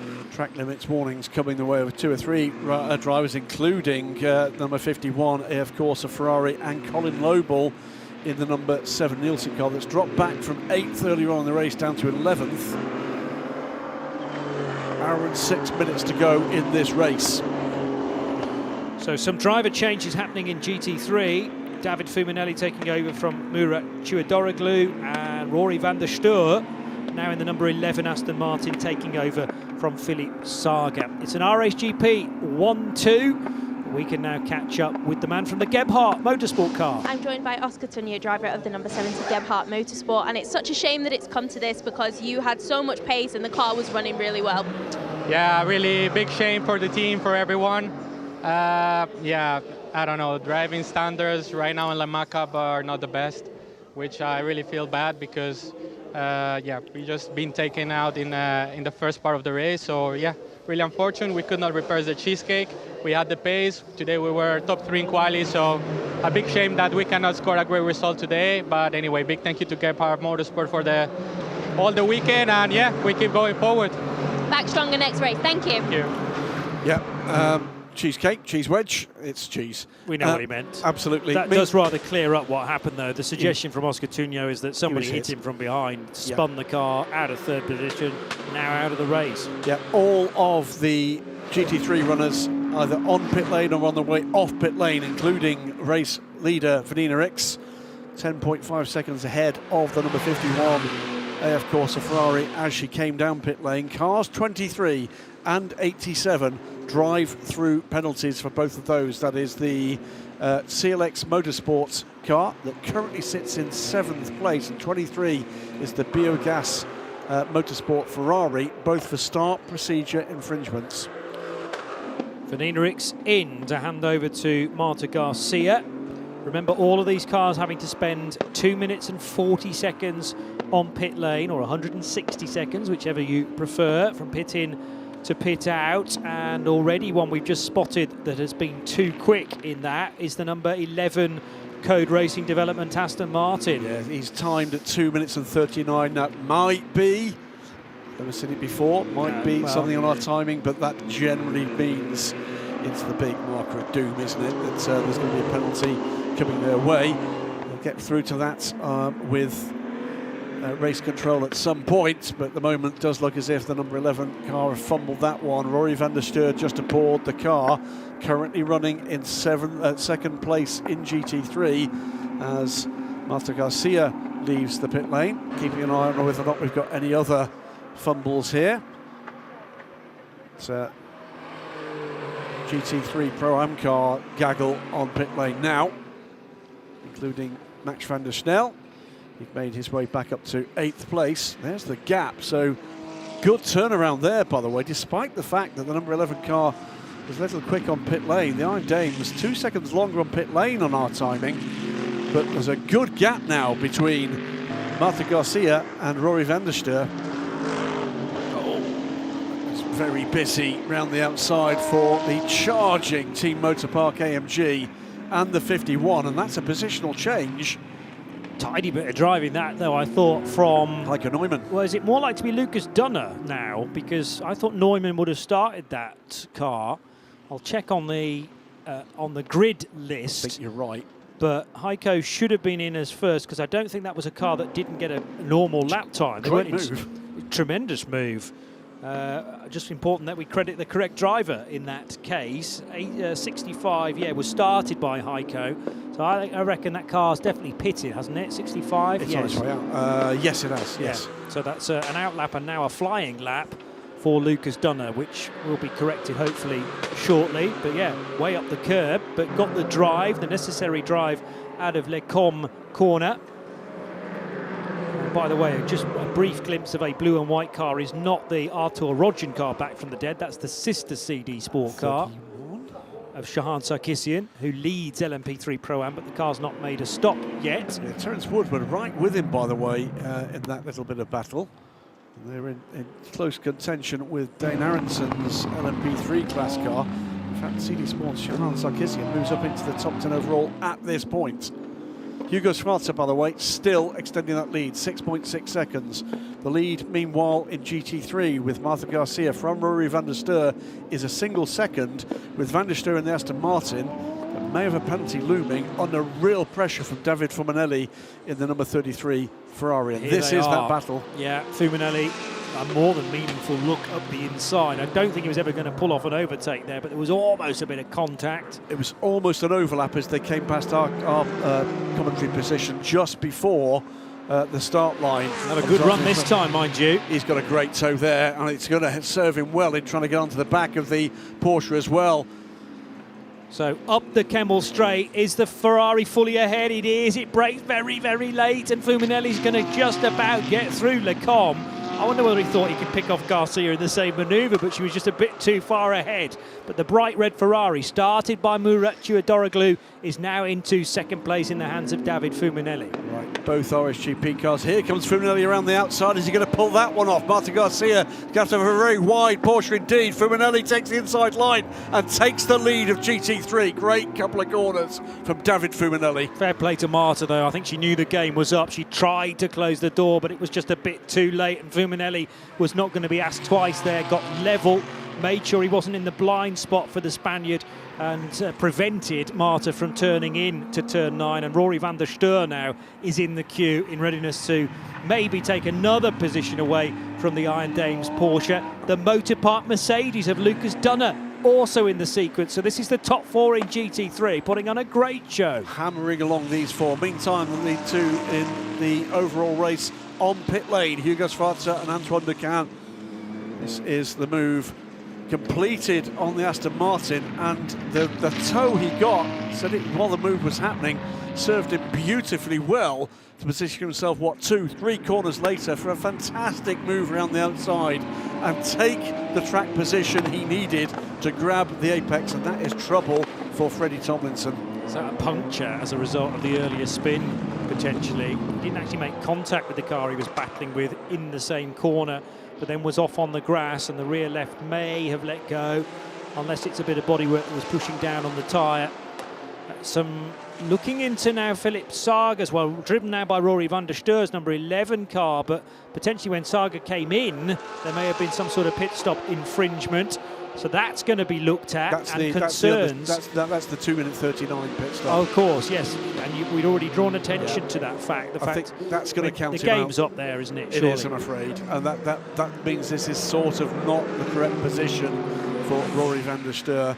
And if they will know, no doubt at all, they'll have better timing than we've got in that garage. And if that is the case, actually what Rory should do is duck out of this. Yeah, I agree.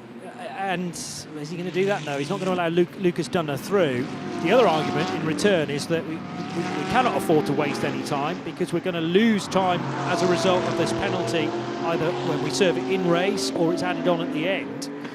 But the problem is, Rory might be involved in an incident with, for instance, one of the Mercedes, one of the Porsches, and the fact that they shouldn't really be involved in this battle because the penalty is going to head their way is a controversial topic. Look at David Fuminelli, look at the gap he's managed to pull out, and meantime, onto the back of the remaining 3 in what was a group of 4 is coming the AF Corsa 51 car, Alessio Dono.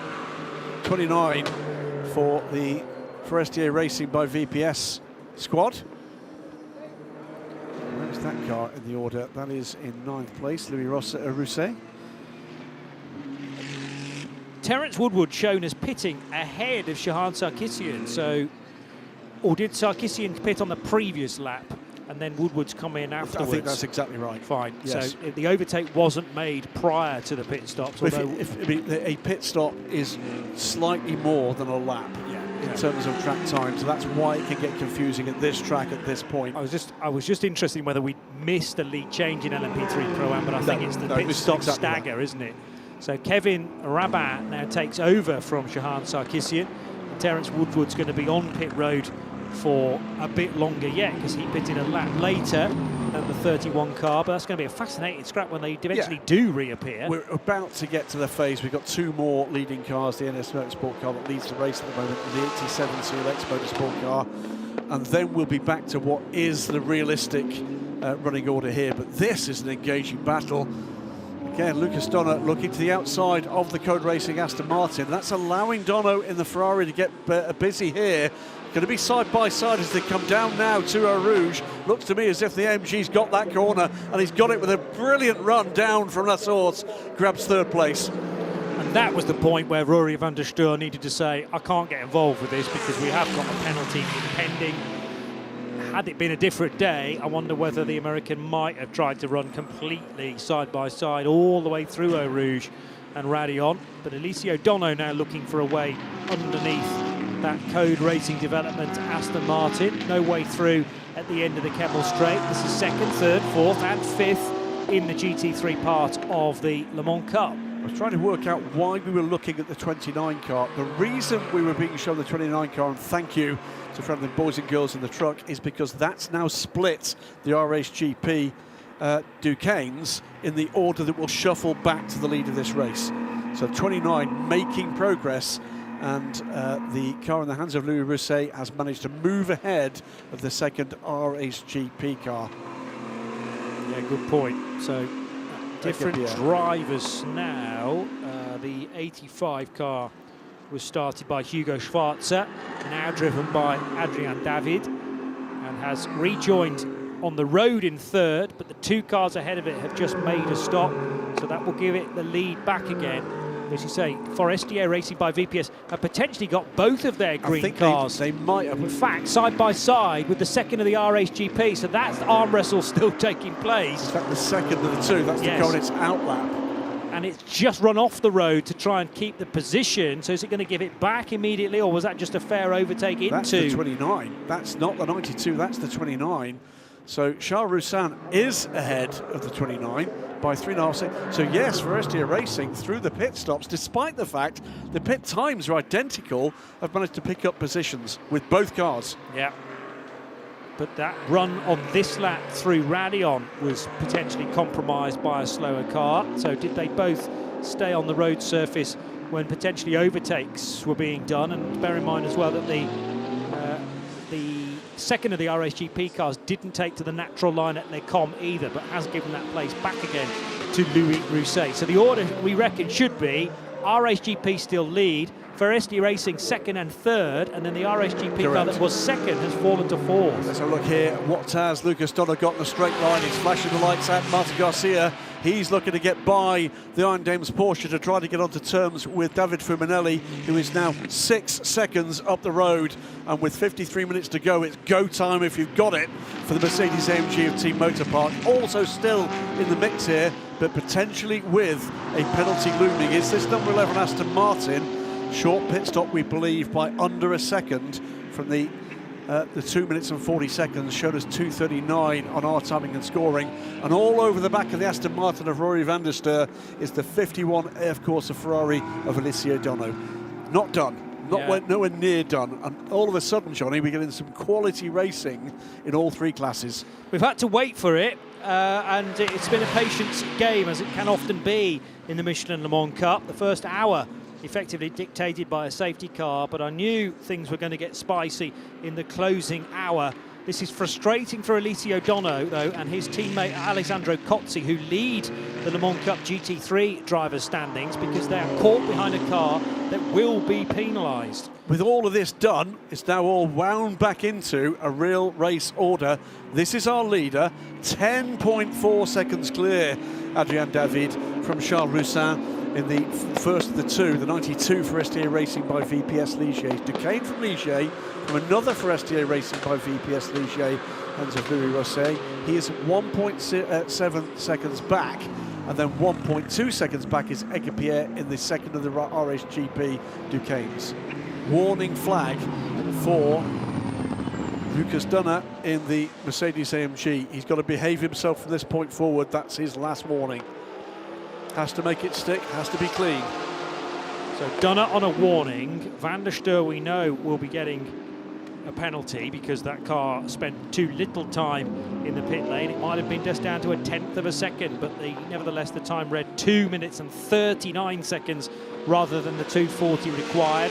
A flash of the lights from Lucas Donner as he makes his way down the hill towards Eau Rouge, trying to, well, just generate any sort of error from Marta Garcia, but that might be a long wait into the afternoon for that to happen. Marta, an inch perfect there through Eau Rouge Radion, didn't lose a single tenth in trying to launch herself up the Kemmel Straight, and it didn't give the AMG the opportunity to use the slipstream and use what I think is probably just better straight line speed here.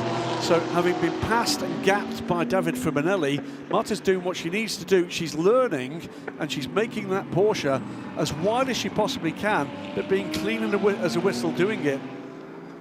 Does appear that Mikkel Christensen had his incident at Les Combes corner all on his own, or they couldn't find any defining evidence to penalise anybody else. It was a lot of cars in too small a space, potentially on the opening lap, which sadly saw the Adeste damaged and briefly rejoined, but that car is now back in the pits and presumably out of the race. It has had Henry Cabides drive it. Car 4 shown as 39th and stopped in the pit lane. Late manoeuvre here from one of the Team Virage cars down the inside, and some contact. 16 versus 86. They are 2 LMP3 cars. This is for fourth. Theo Mercouris on Edgar Pierre rather. So Edgar Pierre hung on to it, but he kept it by going off track. Now, you know, there was a little bit of contact there, but Theo made the corner. Pierre did not. Yeah. But did he go off track because of the contact? He'll probably argue that. Anyway, Edgar Pierre was in fourth. He's under massive pressure from the fifth place car. Speaking of being under pressure, Marta Garcia at the moment fending off the Motor Park Mercedes of Lucas Dunner and Rory van der Steur. Has he allowed the 51 car through? I suspect so. The 51 car now up into fourth place. I think he knows he's got a penalty coming. May well have been advised, keep the risks low at this point. Car 20, drive-through penalty, causing a collision at turn 19. That is the high-class racing car. We saw that. That was on the 97, wasn't it? Yes. The high-class racing car. Felipe Fernandez-Larza, speaking of the 97 car, Larza having a good fight in car 71 with David Drew. They're not actually the same category, but Felipe Fernandez-Larza has the same machinery at his disposal and has managed to overtake David Drew for what is 18th overall. Garcia putting the pink and white Iron Dames Porsche in the middle of the racetrack. Again, This is great car placement, Graham. This is all about Marta learning this part of the racecraft. She doesn't lack racecraft. We saw that Ligier European Series last year winning races. This is altogether different, but she's got an experienced GT racer behind her that we've seen is not beyond some gutsy moves, and it's not phasing her. This is an important race for Marta Garcia on her learning curve in this programme. Here we go. Theo Replay Mercouris here. again. Now that is, is he just letting him by? No, he's not. That's a bit of afters again and again. But, and that's this time. Marta Garcia runs wide. That may well be enough. The AMG coming down towards Pouon, and that's enough. And through and into second place is the Mercedes AMG. And now the driver in the Porsche and to fend off the always spirited Alicia Dono. There's going to be a drive-through penalty for the 20 car. Did we mention We that? did that high-class racing. Right, We okay, did. so Yep. that's dealt with as well. I just saw that flash up and then disappear before I had a chance to read it out. 47 minutes remain. Adrian David, 10 seconds still ahead. And that gap is coming down just a little. It's a quicker lap from the chasing Charles Roussin, but it's 10.1 seconds. 0.3 of a second at this point. Yes, it's a chunk, but it's not enough. Theo Mercouris, meanwhile, is not catching the top three as he gathers his skirts and moves on, having passed Edgar Pierre, but he's still involved very much in that battle. Julien Henrion in the red and black car all over the back of the new pilot for CD Sport, who is Kevin Rabat. And Rabat forcing his way across the road to fend off the multiple champion in other rungs of the ladder in ACO rules racing. This is the battle for the final podium spot in LMP3 Pro-Am, my apologies. CD Sport and Motorsport 98. Felix Feldbermeyer, leads the race in LMP3 Pro-Am, just outside the top 10, 11th overall for Rightum Engineering, from Fabien Laverne in the third of the RSGP cars, and their player in LMP3 Pro-Am. Then that battle. Black and white flag for car 86, driving behaviour. That is Edgar Pierre.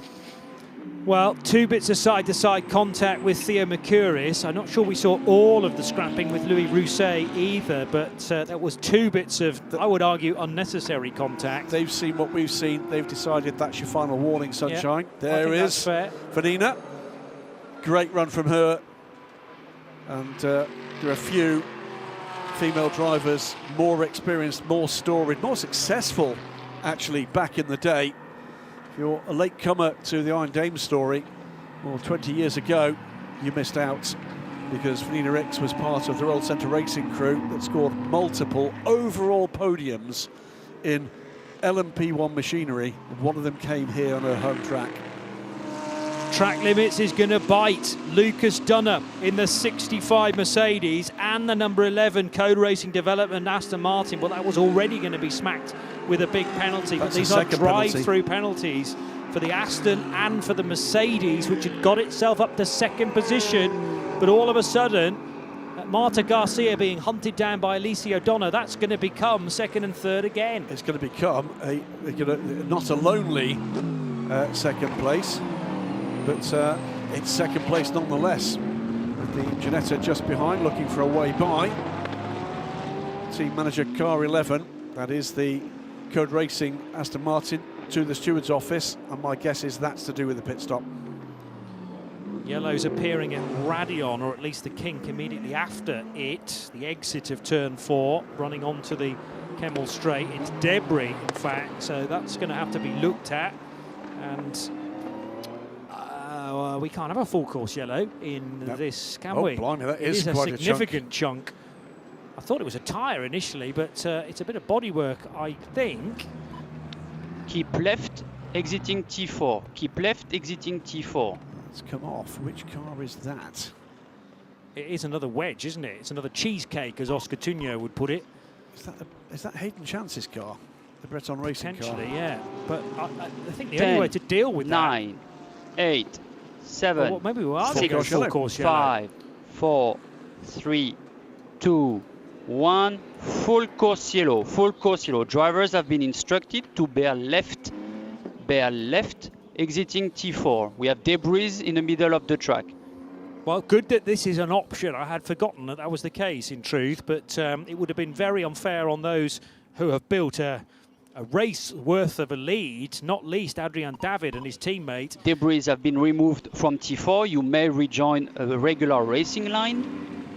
That was very, very quick work from the marshals as well, just onto the Kemmel Straight, so they'd identified a gap. Yep. The other thing is, of course, a full course yellow can rather expand those large gaps already, so they'd worked out that that was the time to do it, and this full course yellow might last barely a lap.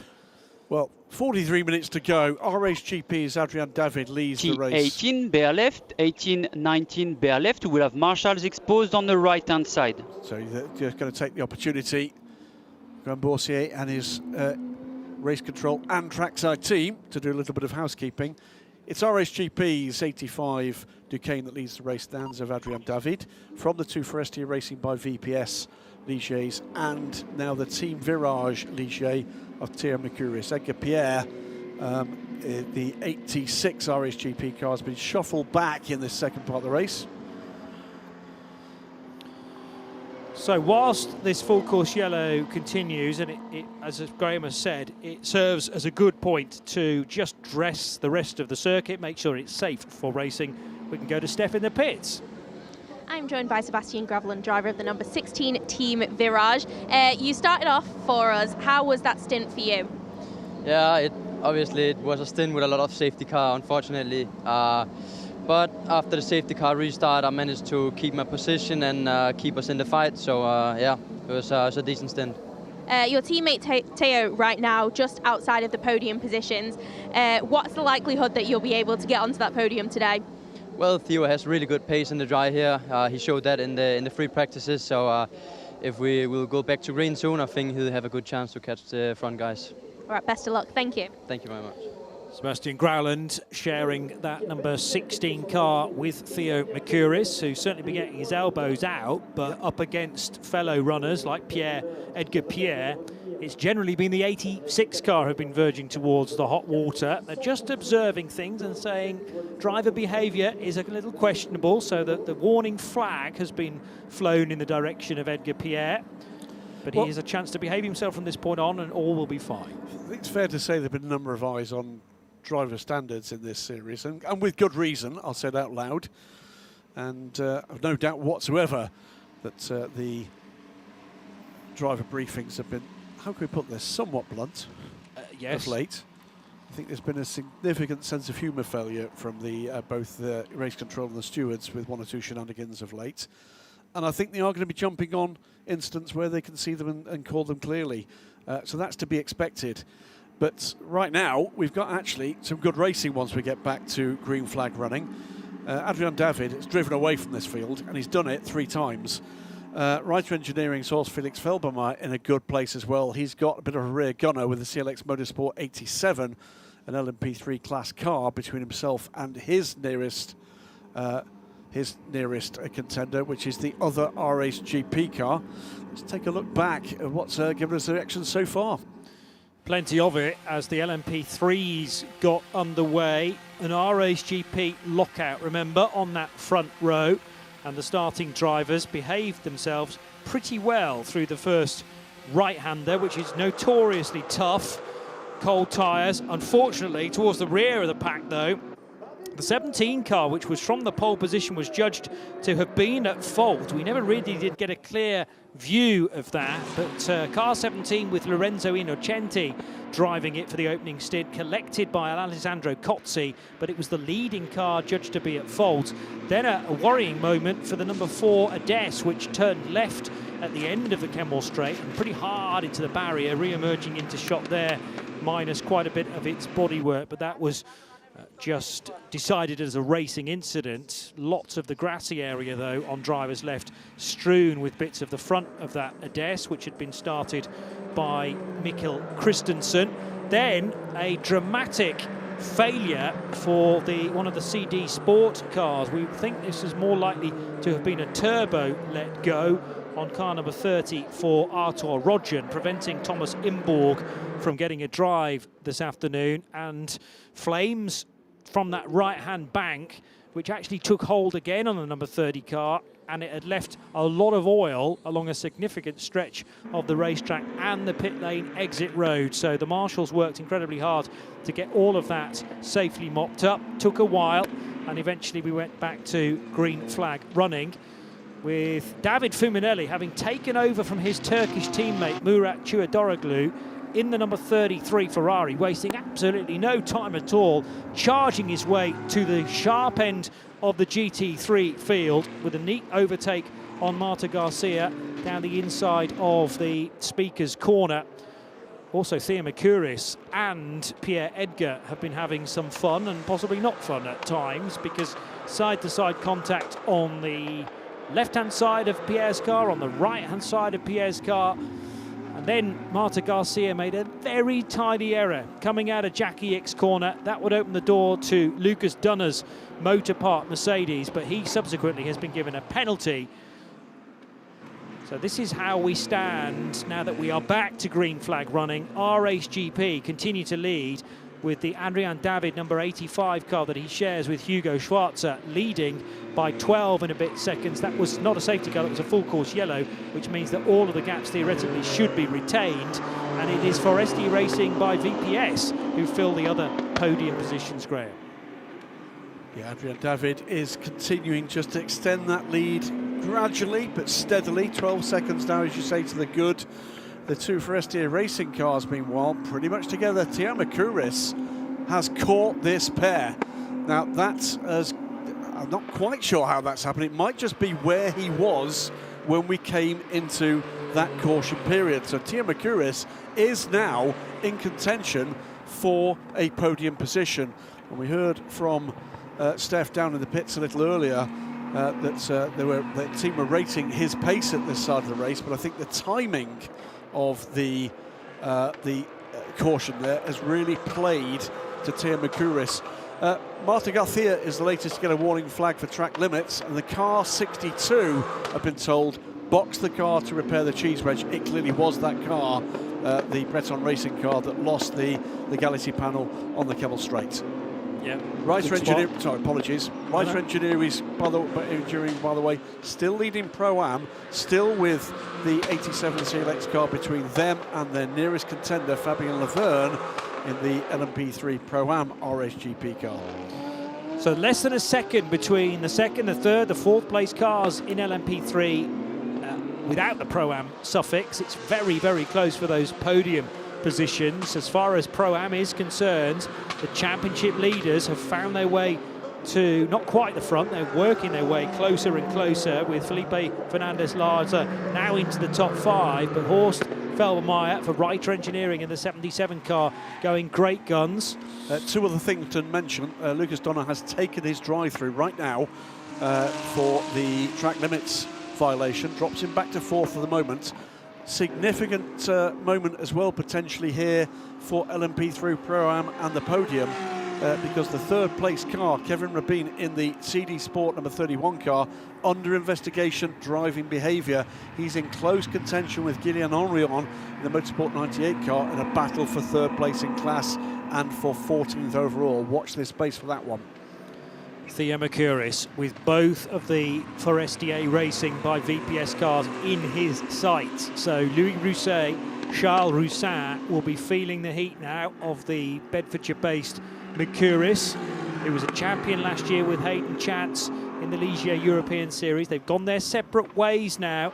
Mercouris staying with Team Virage, Hayden Chance now with Breton Racing, but shedding bodywork on the Kemble Straight. That was the reason why that full course yellow came out. Second, third, fourth in LMP3 couldn't be much more tightly bunched. Might be further bad news to come for one of the leading runners in GT3, because Lucas Dunner on his outlap is under investigation for track limits in Sector 2. That was a bit of a moment. Certainly was for CD Sports. Kevin Rabat feeling the pressure, no doubt, from the red and black, the orange and black Motorsport 98, Julien Henrion driven Motorsport 98 entry. But yes, that gap's definitely coming down. Third to fourth, Mercouris turning the screw. That was 4 seconds. Yeah, So, it was. I know. I think maybe a little help somewhere with that full course yellow. I would presume cleanly.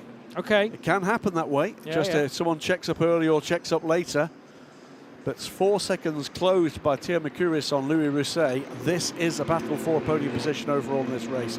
33 minutes to go.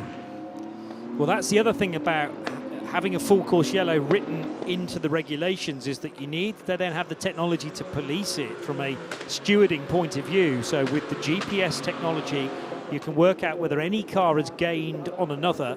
Full course yellow from an officiating point of view in the Ligier European Series is not possible, because those cars don't carry the necessary GPS. Mercouris, is that him past now, the Forestier Racing car? So he must have done that on the brakes. No, wrong cars, beg your pardon.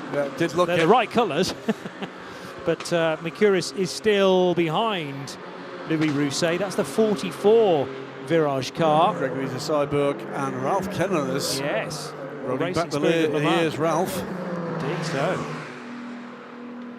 So Ralph, been around this sport longer than I have, and I'm very old. So back in the day, Toyota factory driver in the 90s. Okay. Ralph Kenners. Yep. The old Toyota GT1 back in 99. Well, battling with Gregory de Seiberg, who is the grandson of the late and great Joe Siffert. Yes. Siffert's surname being carried, in fact, on that car. And great, again, that you can track the lineage through. Well, Ralph is the son of his father, of course he is, but his dad also notable in motorsport for many, many years.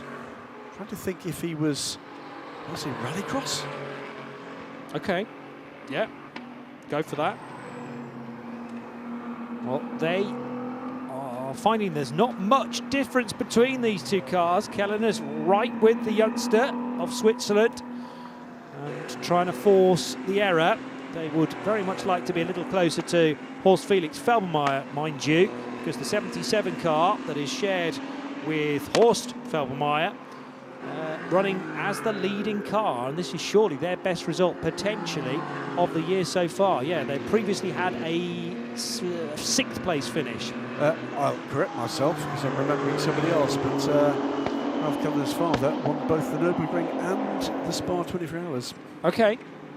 So pretty good then. Still not bad, in fairness. There's one or two other decent race victories there as well. And the 1980 European Touring Car Championship. Smashing. Well, that was a very good era for that kind of racing. Ralph, a super guy. As I say, been around as quite a lot of commentary as well. These racing drivers nicking our jobs. Yeah, I know. Looking at you, Anthony Davidson. Fry hell fry. 5th place was the Felbermayr result, the best result to this point within category. So this will be leaps and bounds ahead if they can hang on to this. But we know all about the speed from car 88, the RSGP of Fabien Laverne. Once he takes charge, the gap first to second in Pro-Am is over 10 seconds though. The other thing to look at here, Theo Mercouris not just in contention here for third, he's under 2 seconds off second. Yep. Too right. He'll only take one little fumble here. And if he can get one, then it might be that he can get two relatively quickly, just continue that momentum. Gillian Henrion up into that third place now. 2.4 seconds back from Fabien Laverne. What can Gillian Henrion do in the remaining time? David Fuminelli, by the way, 14 seconds now ahead of Marta Garcia. Marta holding off Alicia O'Donoghue, and the next contender after that is the recovering, but potentially in further trouble, Team Motorpark car. So just to bring you up to date with that, Team Motorpark's Lucas Donner got a drive-through penalty for track limits, came out, and then is under investigation for breaching track limits on his outlap again. Yeah, so wanting to put that infringement behind him, but drawing the attention of the stewards almost immediately. Theo Mercouris not quite close enough at the end of the Camel Straight to mount a potential overtake. But nevertheless, the age-old distraction tactic of flashing the lights did nothing at all to Louis Rousset's concentration. Down the hill into the awkward approach to Bruxelles corner.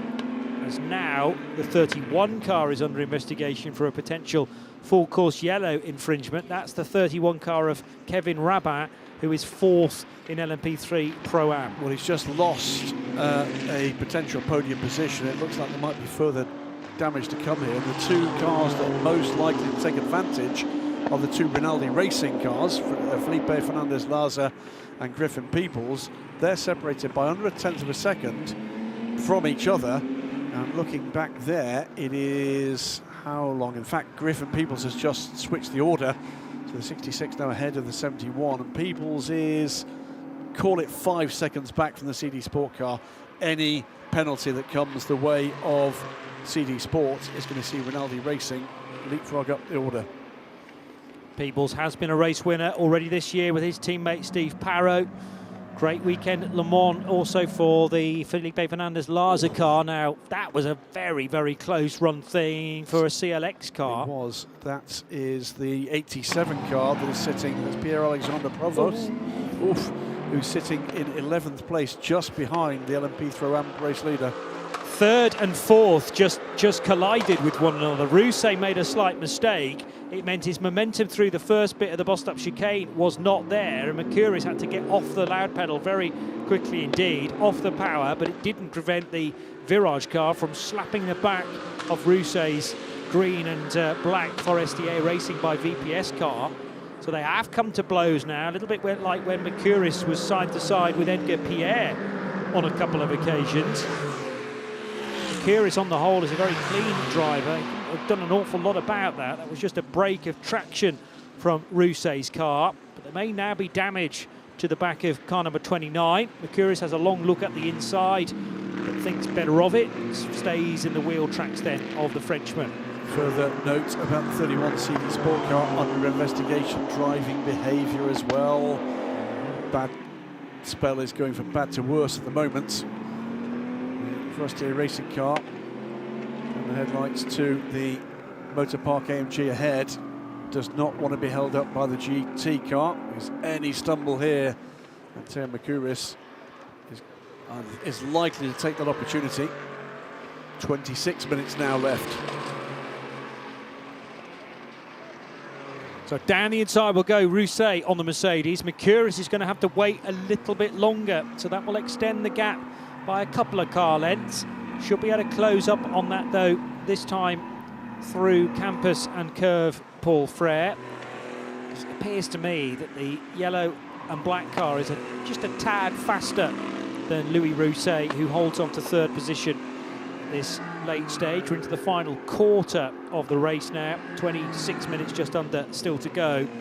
Adrien David leading by 10.5 seconds on lap 31 over Charles Rousset, and Rousset with more of an advantage over Louis Rousset, because Rousset is far more focused on holding back Theo Mercouris, and there's somewhat of a wedge being driven now between Forestier Racing's two cars.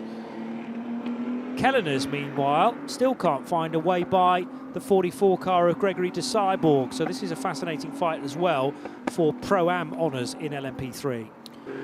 Yeah, gaps up and down in some extended green flag running at this stage. Fighting pairs at the moment. Just looking where we got this is the battle for second place, because Gillian Henrion has closed Fabian Laverne and is now, having taken third place, is in a battle for second place in LMP3 Pro-Am. The gap, by the way, from the race leader in class is what? 5 seconds. Time yet, if Henrion can get by, to make a race of this for the win. Yeah, agreed. And Henrion's thought about a late dive into La Source there on Fabien Laverne. He's certainly close enough. Needed a better opportunity with that 24 and a bit minutes still to focus on. He doesn't have to put it all on the table this far away from the checkered flag. Concentrating on a good drive coming through Radion, and he's got it, because then the RHGP car was slightly compromised by the Ferrari up ahead. So Julien Henrion using the toe. He's certainly level pegging, but he's not going to be able to get around. Is he going to go around the outside? He's got him. Nice move. Terrific. Nice move. Terrific. Kevin Rabin, meanwhile, 5 seconds added to the next pit stop. Well, that is most likely now to be on top of the race time, and that will drop him where? It will drop him behind Griffin Peebles in the order, if adjusted at the end of this race. So great stuff there. So the one to watch here in this race now is Gillian Henrion, and what can he do about the race leader? But he's under investigation, Henrion, now for a full course yellow infringement. Oh. Now, we did say there's quite the gap. Yes. It was more of a case. Well, we were referring to Still Theo here. Mercouris at the time. Speaking of the devil, Mercouris, who seemed to just see a 4-second lead completely disintegrate. He's going to try and draw level with Louis Rousset and can't quite do it. But that was a nice little tactic, that was. Almost. Tried to dummy him into defending where he'd like him to have done. Let's wait and see what happens with Gillian Henrion, meanwhile. Could this spoil what's been a cracking little run up the field in LMP3 Pro-Am? This, though, is the battle for the final podium position for the overall. 23 minutes. Henrion, 5 seconds added to his next pit stop. So what's that going to do? Well, Henrion would, with that, I don't think quite fall into the hands of Griffin Peebles. I'll check the times at the moment. So everyone's going to be saying, well, you shouldn't need to pit again, and you're quite right. The essential pit stop has been done, but with that being 5-second penalty added to a normal pit stop, you can just add it to the race time once we've finished. But obviously that will drop Henrion further down the order, unless somehow he can get ahead of Horst Felix Felbermayr and build a 5-second gap. Henrion's pace at this point is critical, because counting back, Kevin Rabin, by the way, is on another warning flag for track limits. He's had a terrible spell just of late, and he's already got a time penalty return that he's not a factor. As things stand now, add 5 seconds to Gillian Henrion's time, he would drop behind Fabien Laverne and would be 0.3 of a second ahead of Griffin Peebles. Okay. So he can't afford to drop time against Griffin Peebles. Also under investigation, the number 11 Aston Martin of Rory van der Steur for track limits. He currently sits fifth. 3 cars totally together. That's the Ebby Motors Porsche being overtaken by a couple of nose-to-tail Ligiers, and they get safely by. Ebby Motors Porsche being driven by Sabino Marco Di Castro. And the 2 LMP3s that are level pegging, having a good fight through Le Com corner. 99, one of them. As a couple of moments ago, coming through Blanchimont, another cheese wedge falling off the back of. Was that a Breton car again? Might well have been. Well, it was a Breton car of Hayden Chance. It might have been the same car. Well, that's what I wondered, whether the refitted with a spare bullet has now been torn off that car as well. How's Adrian David doing? Well, very nicely indeed, thank you. 12-second advantage for Adrian David, who's now back onto the Kemmel Straight, leading Charles Roussin and Louis Rousset, who have 5 seconds between them. That's because Rousset's been far more focused on the advances of Theo Mercurius, who desperately wants a podium out of this race. Well, the Theo Mercurius and his difficulty in getting by, and this is... Is that? That's the 86 car. That is 7th. Bence Valent. And that's the battle for 6th. Yes. Yep, that's the battle for 6th. With Edgar Pierre in the RACE GP colours. So Pierre running 7th. And Bence Valent in his number 25 car. Bence of Hungary, who shares with the Swiss racer Miklas Born.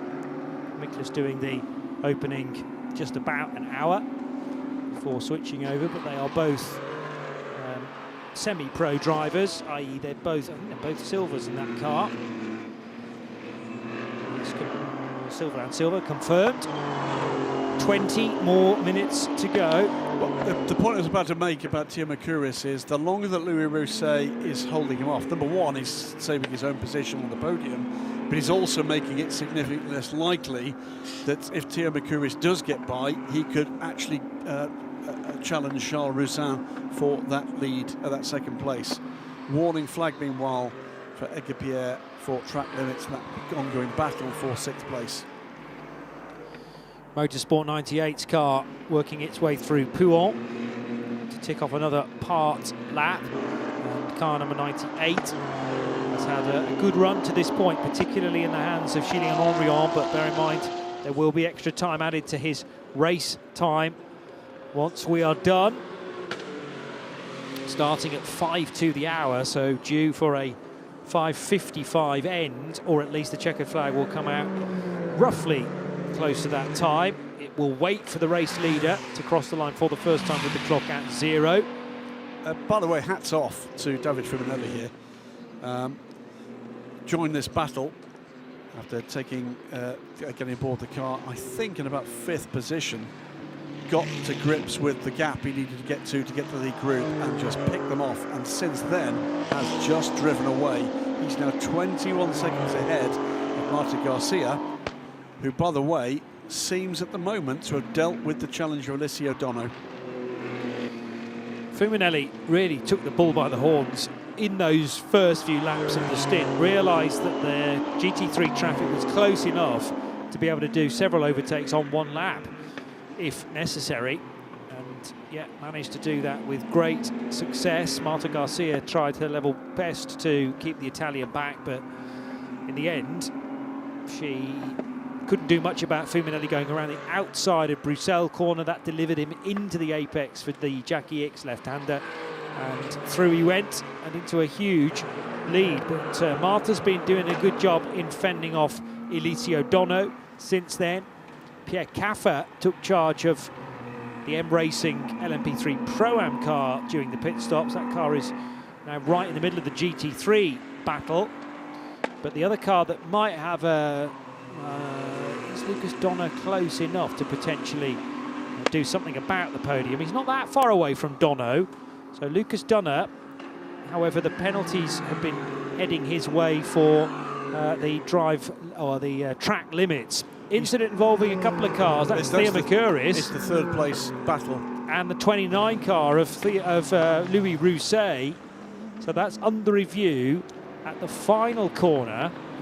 Ah, yes, well, okay. Rousset had a moment, and in fact, speak of it, he had a moment where he applied the throttle and the rear tyres didn't grip. That meant that the pace wasn't picked up and Mercurius ran in the back of him, but you could argue that actually it was an error from car 29 that kind of caused that.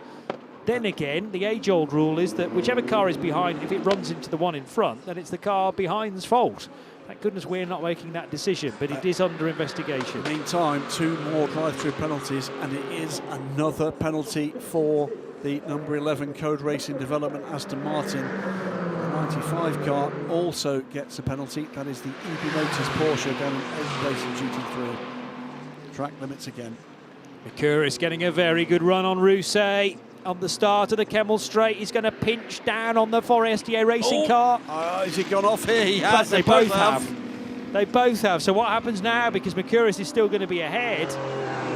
Did he take advantage by running off the track? This is Matteo Quintarelli. He's caught this pair. That's a quick driver behind. Yeah.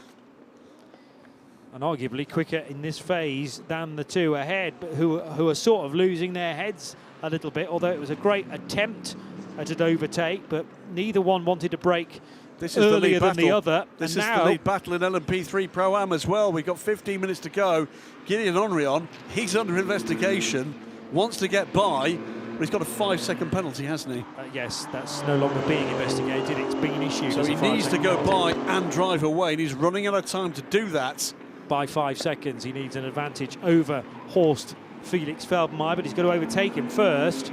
And by the way, his pace of late means that that 5-second penalty would not lose him a position.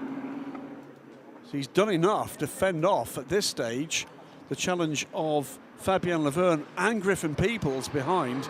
So this is absolutely critical. The other thing that Henrion's done with relative ease is to get away by Provost, Pierre-Alexandre Provost, who runs in LMP3, and I did think that might be a bit of a major hurdle. Out wide, surely this is Henrion's opportunity. That was a very slight mistake by Horst Felix Feldmeier, but he's actually dealt with it rather well. He found himself out in the dirt at Le Fagnes corner, and it did appear that Henrion was going to get a much better exit, but the straight is too short maybe out of Piff Paff and then into Campus. Thierry Mercouris by Louis Rousset into third place.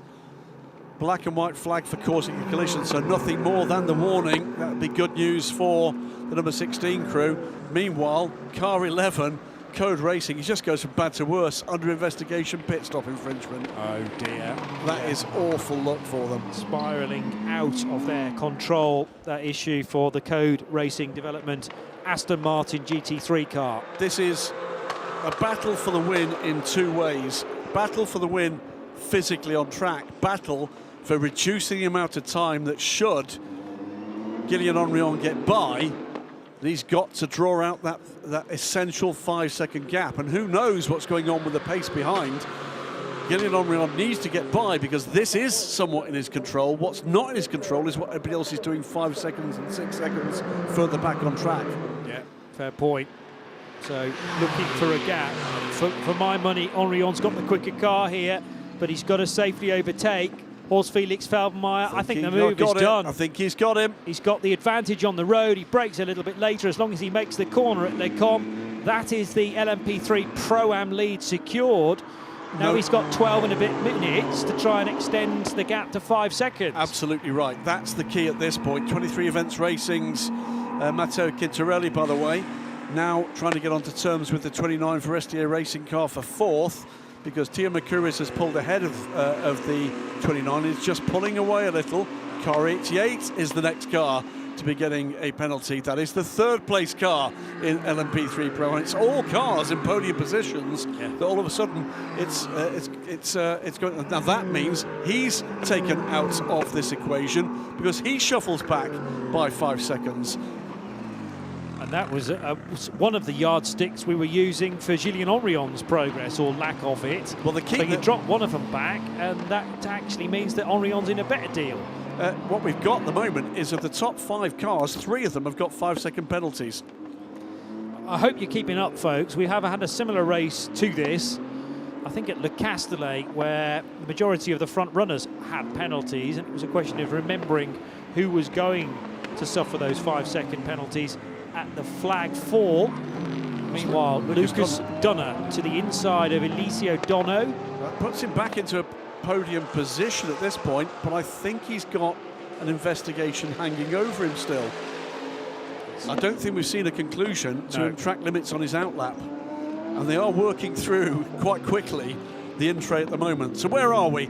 Adrien David, 15 seconds more or less aside from change, in the lead from Charles Roussin, who is 7.8 seconds ahead of Théo Mercouris, who's recently gone up into third place. Behind him, Louis Rousset is under pressure from Matteo Quintarelli for fourth place, and third place isn't done yet. This is fourth place in the battle.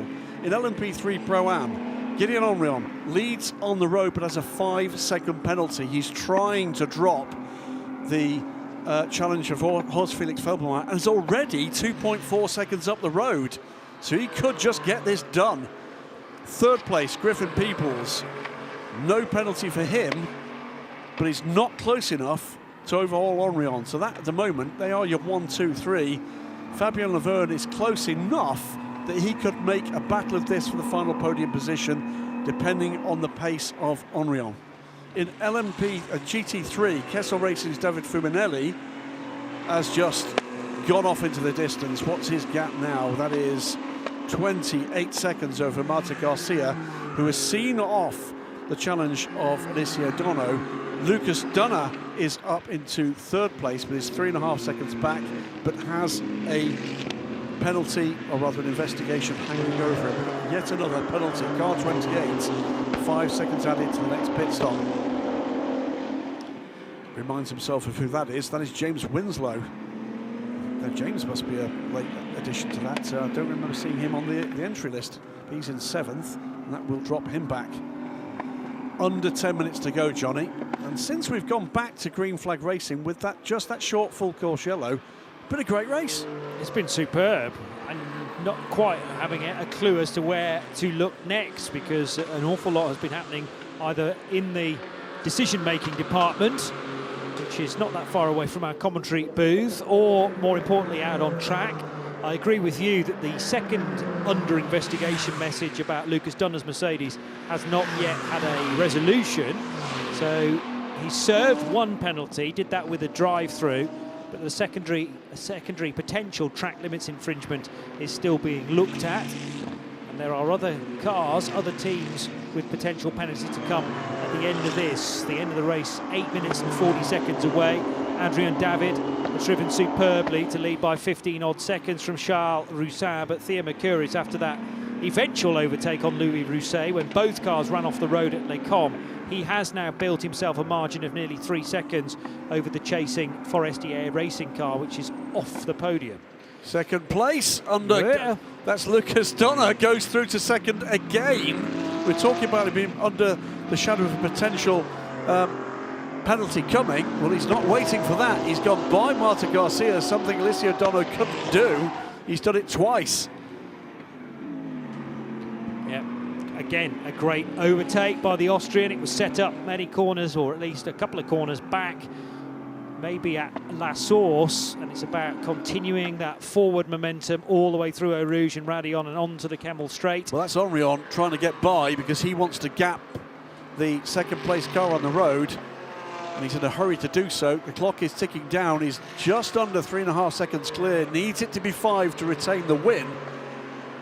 Griffin Peoples, by the way, is catching Felbermayr. A tangle coming out of Les Combes, which nearly accounted for 2 LMP3s, one with a rotation, but it has managed to rejoin. Looking who that was. Couldn't possibly tell you who either of them were, actually, because of the dust from the gravel trap. But there'll be cars that were slow through the second sector. Not seeing that at the moment. 68 seconds for Griffin Peoples. There might have been one of them. It's cost him a place as well. 67 seconds for the race leader. So, well, Henrion, we know we talked about. So Felbermayr now second, but I think it was that was Felbermayr and Peoples tangling for second place, and that has gifted the win potentially to Gideon Henrion. Yeah, because his gap now is what? Well, he's bought himself 5 seconds through that sector alone. Yeah. Because it's a 62 from Henrion, it's a 67-second middle sector for Felbermayr because he was going through the gravel. Absolutely. The rotation for Peebles took him even longer. This is not the same incident. No, this is Quintarelli and the 29 car, and that's gone the way of the Italian driver. With some contact, but he will say, well, I was already at the apex before the contact was made. Car 88 is shown a slow on track Fabien Laverne. It's all kicking off, isn't it? But no, that's an incident that didn't involve Gideon Henrion as likely running the race. Unbelievable. He wanted 5 seconds. He's got about that. He had 3.3. Okay. Over Felbermayr, but with Peoples looking like he could go by and actually make that task more difficult.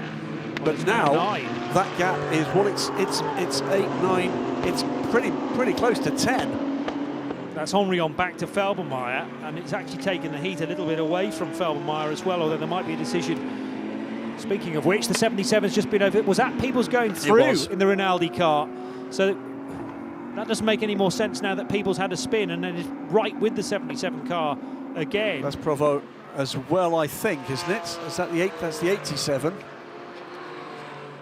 Anyway, Peoples right on the tail of the 77 car, and possibly an LMP3 car involved as well. Another piece of bodywork that's gone, and I think that's gone from Felbermeyer's car. Was there contact in the earlier exchange?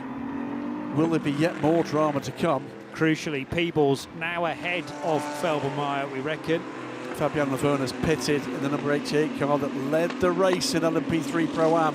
Where are we with the overall positions? It's a very comfortable overall lead for Adrian David. Under 5 minutes to go, 17 seconds.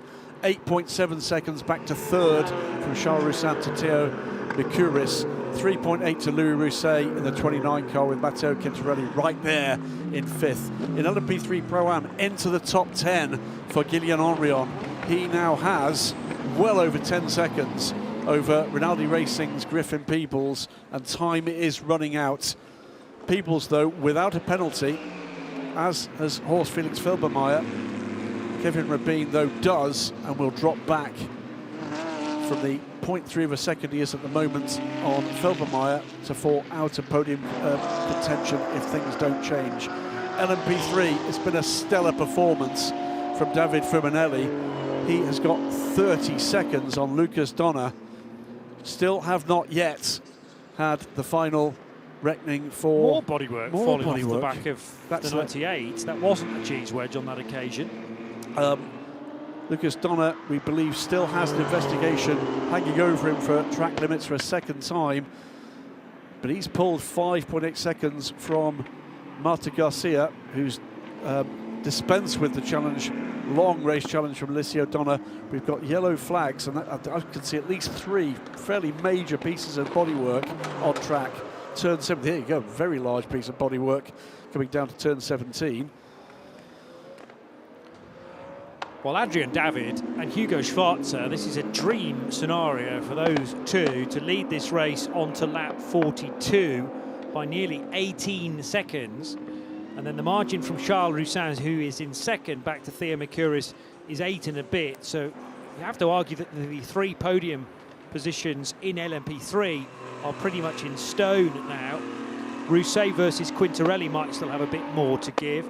Gillian Henrion benefiting massively from something that happened in the middle sector for Griffin Peebles, and quite possibly Horst Felix Felbermeyer, who was second at the time. Definitely the two of them. I think the two of them may well have come together. Yeah, but what I don't understand is that after Peebles' spin, it took him a long time to leave the scene. How on earth was he right back with a 77 within a lap or so? Unless the Felbermeyer car had another moment after Bruxelles, which slowed him down. But anyway, Peebles is now in front of Felbermeyer and on course for second position. Kevin Rabin's got ahead of Horst Felix Felbermeyer in the CD Sport car, but Rabin's been earning himself 1 or 2 penalties or certainly observations. He's got 5 seconds to be added, Kevin Rabin. So Rabin will be put behind Felbermeyer as things stand. And in GT3, nobody was stopping David Fuminelli as he exited the pit lane, overtaking 2 cars within the opening few moments. The one remaining question in GT3 is there another penalty coming the way of the AMG? Lucas Donner has been spectacular, maybe at times a little bit too spectacular for his own good. But he'll get out the car with a big grin on his face, I am sure. And maybe a tad bit of frustration too. They weren't a bit closer to the Kessel Racing Ferrari, but nobody was going to stop Fuminelli after a pretty, solid stint from Murat Chuadaroglu, his teammate. Fuminelli just had the bit between his teeth in the opening laps of his stint. Tad wide there for the 71 of Felipe Fernandez Larza. 5th position for the championship leaders. And almost a 20-point lead over Julien Lemoine and Paul Trajani. They're going to score points for 5th position, it looks like. I think he might get 4th. He's close enough on time to Kevin Rabin that 5 seconds could make a difference. Interesting, yeah, okay. So as Rabin drops as a result of that post-race penalty, it could improve the Fernandez-Larsa and Aust position. Quintarelli looking up the inside, looks to the outside, dummied in there. We'll try the cutback. Is that going to work? I don't think so. Almost, but again, good heads-up driving from Louis Rousset. All sorts of track limits warnings. Last lap, though, for the race leader. And it's been a stellar second half of this race from Adrian David. Bence Valent might yet have a say as well in the order that these cars finish, because the Hungarian is there in 6th position too. So green and black car of Louis Rousset 4th, followed by Quintarelli and Valent in the red and blue cars. They crest the rise at Radion. We're on to the final lap though now for Adrian David, a 19-second lead over everybody else in LMP3. Quintarelli again to the inside, now to the outside. We've seen this move happen and work, but it doesn't for the young Italian because he has to run off the road, and that's surely one of those that you've got to give back again. But he's not going to do it immediately, looking to try and find the opportunity perhaps on the exit of Bruxelles. Does he allow the green and black car up the inside? Yes, surely. Can't really give the place back there though. Well, trouble going by us, the 77 car of, no, not 77 car, that's the 71 car, I think, of Larsa. It's just gone across the line very slowly. That's going to cost him a chance for that podium position. The delicate thing there for Matteo Quintarelli was the fact that he wanted to give one position back to Louis Rousset, but he didn't want to give 2 places away. We're almost at the end of this race. We are. Adrian David 19 seconds to the good, and he's now threading his way out of the bus stop chicane, and a short run to the line then for the R-Race GP car of Hugo Schwarzer and finishing driver Adrian David, absolutely bossing this race. It took them a little while because we had to get out of the safety car phase, which took us to almost half distance. It's not the dream result for R-Race GP because they started 1st and 2nd, but they will win the race, and with a duo that were there or thereabouts in the championship fight as well, coming into this weekend 2nd, I think I said it was, so that will put them in a great position. 2nd place for Charles Roussin, 3rd for Theo Mercouris, and you could throw a blanket over the finishers in LMP3. 4th, 5th and 6th places, they all cross the line as one, but the order does not change. Rousset, Quintarelli and Bence Valent for Reiter Engineering.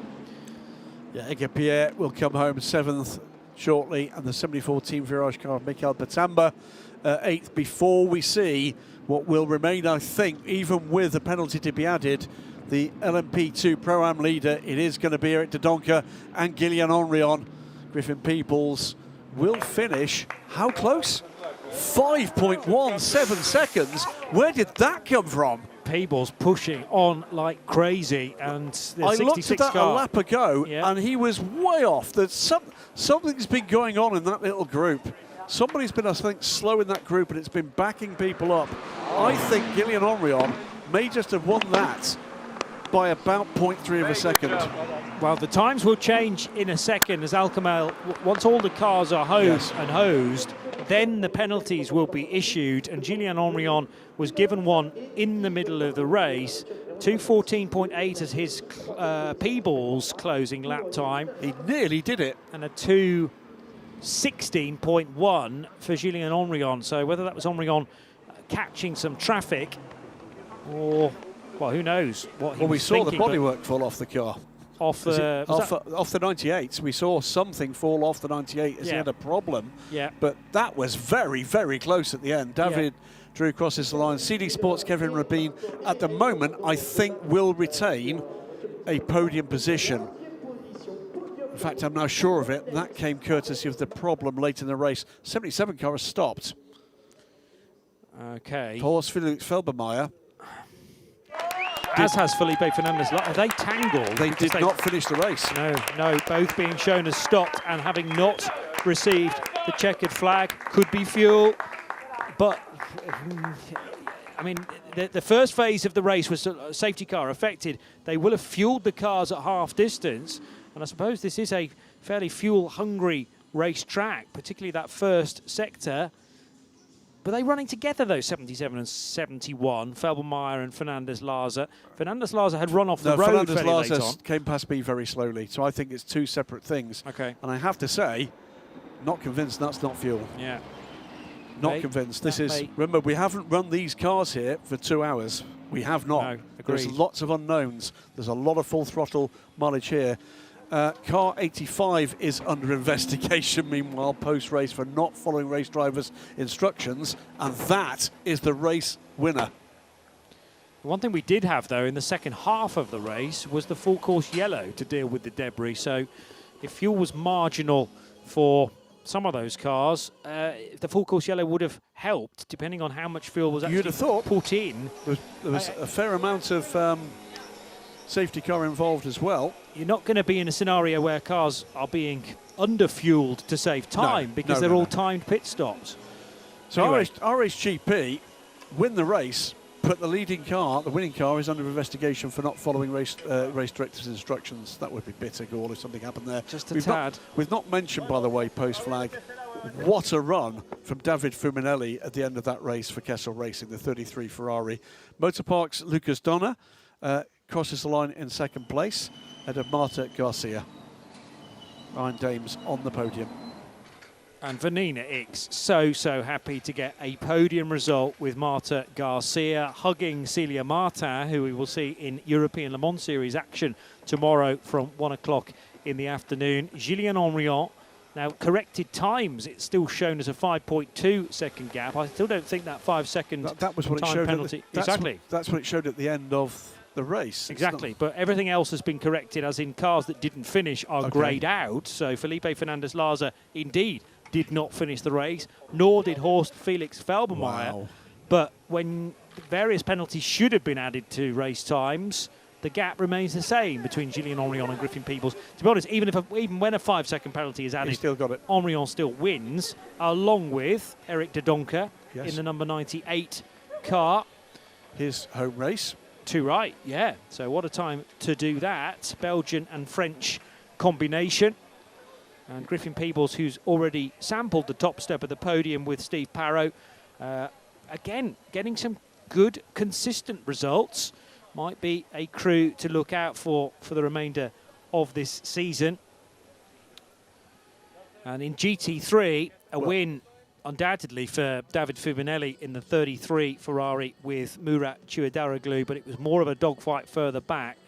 Lucas Donner. Lots of errors in the midfield, and for that matter, the podium battles as well. But And a messy start in GT3 as well. It was a very messy start in GT3, but a fair amount of great racing as well. And, there is the overall classification. RSGP with an 18-second less change win for the 85 Duqueine. From Forestier Racing by VPS's 92 car and Team Virage's 16. So Duqueine, Ligier. Motorsport 98, the 98 car, Julien Henrion and Eric de Donker take the win ahead of the 66 Rinaldi Racing car and CD Sports number 31. So it's 2 Ligers and a Duqueine. And then Kessel Racing's 33 from the 65 Team Motorpark and the 8T3 Iron Dames. Ferrari from AMG, from Porsche. Well, great stuff. Let's go down to Steph Wentworth, and she's got one of the winners of this race with her right now. I'm joined now by the winner of the race in LMP3, Adrian David, driver of the number 85 R-Race GP. And it must feel so sweet. It was a very dominant performance from you and Hugo Schwarzer, your teammate. Especially from the whole team, not only me. I think we struggled a lot from the beginning of the year with the new car, with the new Duqueine. But I really want to say a big thank you, and I really mean it, to the whole Duqueine group for developing the car, helping us to find the new setups, and also to the team I race, never stopping believing in the dreams, because at the beginning was all a dream, and now we are step by step getting there. So yeah, big thank you to Thibaut for trusting me and putting me in the car, and well done to Hugo finally, because he did an amazing first stint. Well done to you both. Go and enjoy yourselves. Thank you. They got maximum points in one of the Road to Le Mans races, the midweek one, when Schwarzer and David took that victory, because Chloe Manil and Jensen are actually focusing on European Le Mans Series action, so they weren't eligible for championship points. Underway though at just before 4 o'clock with a very untidy start at the back of your shot as the GT3s tried to weave their way through the bus stop chicane, and that was the tangle, both of the Ferraris that featured on the front row hooking up with one another, and actually the pole sitting number 17 car of Lorenzo Innocenti judged to be at fault. It was a great getaway though for RAce GP. Sadly, an early problem for one of the two Ades cars run by Nielsen Racing, the number 4 spearing dramatically left and hard into the barrier, doing significant damage to the front of that number 4 car. It was limped back for essential work, but sadly then eventually retired by Mikkel Christensen and the rest of the Nielsen crew. The other Ades did though get to the finish of the race with just that one retirement from the British squad. This was another retirement, however, for CD Sport after what looked like a turbo in the right-hand bank went bang heavily, and flames underneath were not particularly happy to watch either. Thankfully, though, Artur Rodjan made a quick exit and to the safe side of the barrier, but the extinguishing of that fire took a little bit longer than planned. David Fuminelli took over from his Turkish teammate Murat Çuadaroglu after 50 minutes, wasted no time at all in picking off the two GT cars ahead.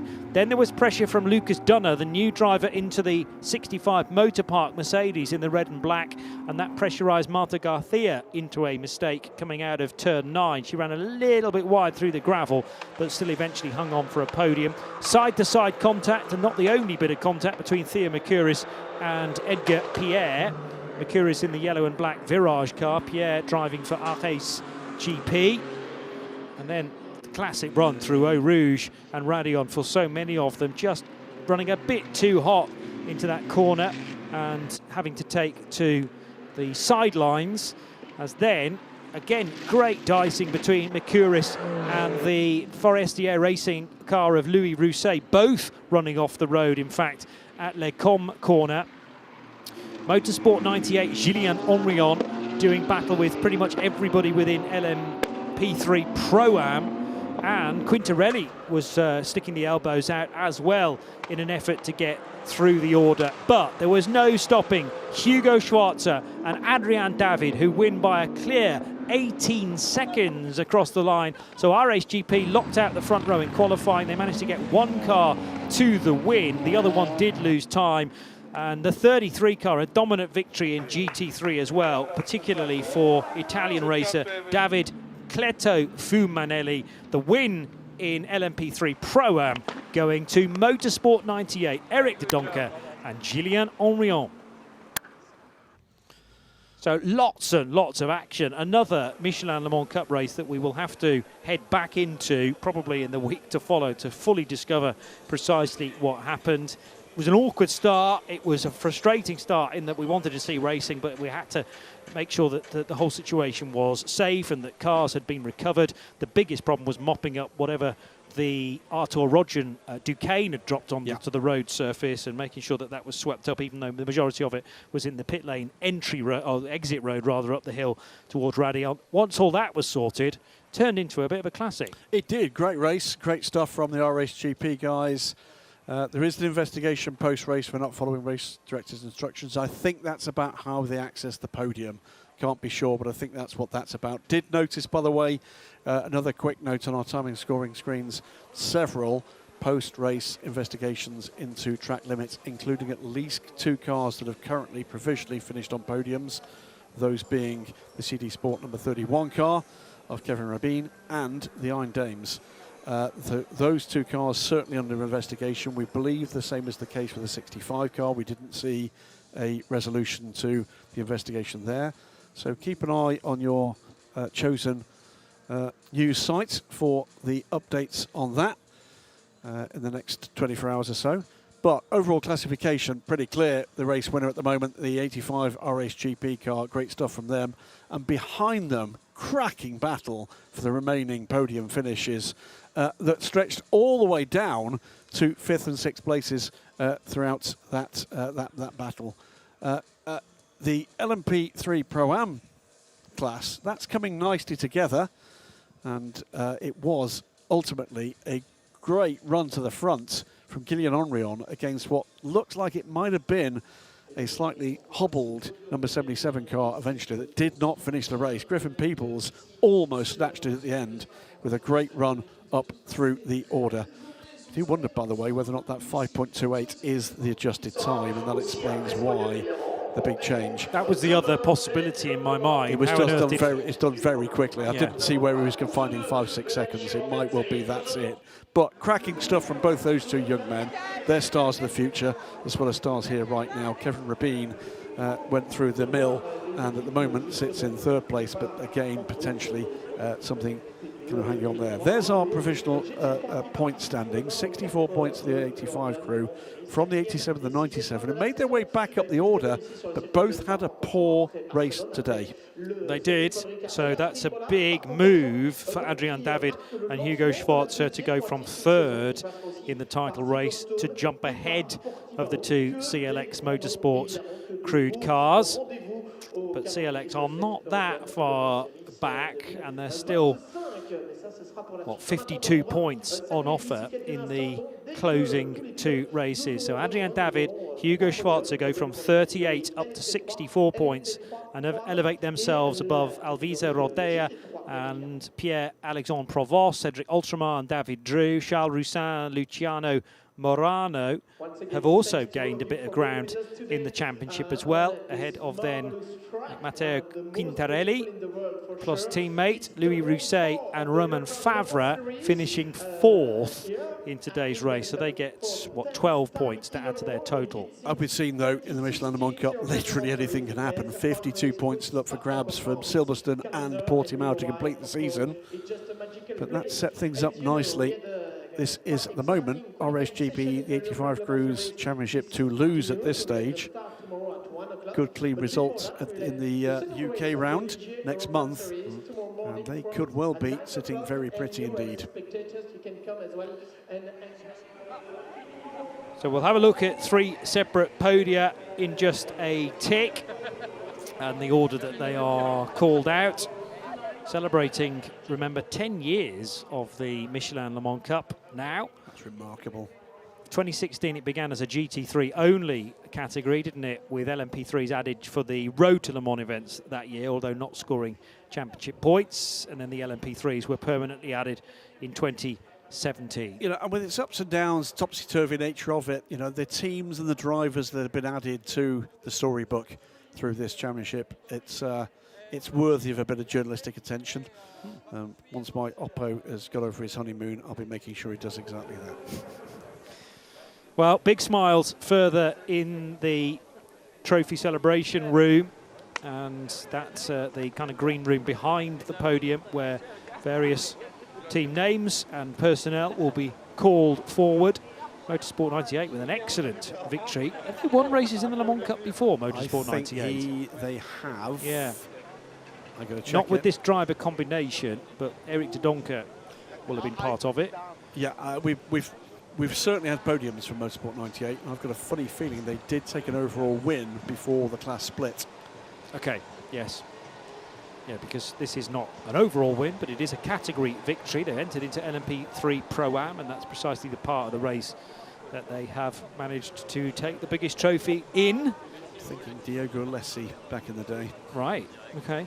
5.2 seconds is the winning margin even after a 5-second penalty, we think, has been issued. So therefore the positions and the times take that into account. So it will be sensible to begin with the LMP3 podium for the silver and gold combinations. Third position then to Team Virage, Theo Mercouris, together with his teammate in car number 16, Sebastian Grauland. So they go to the third step of the podium. Second place to Forestier Racing by VPS. Great reaction from down at ground level there for the duo in number 92, Luciano Morano and Charles Roussin. But the win and an extension, well, much better championship position actually. Yes, they build a lead that they didn't have coming here to Spa down in third position, but now have elevated themselves above the two CLX Motorsport cars. Congratulations to Hugo Schwarzer, Adrian David, and it'll be the national anthem of our race GP that we hear here at Spa-Francorchamps.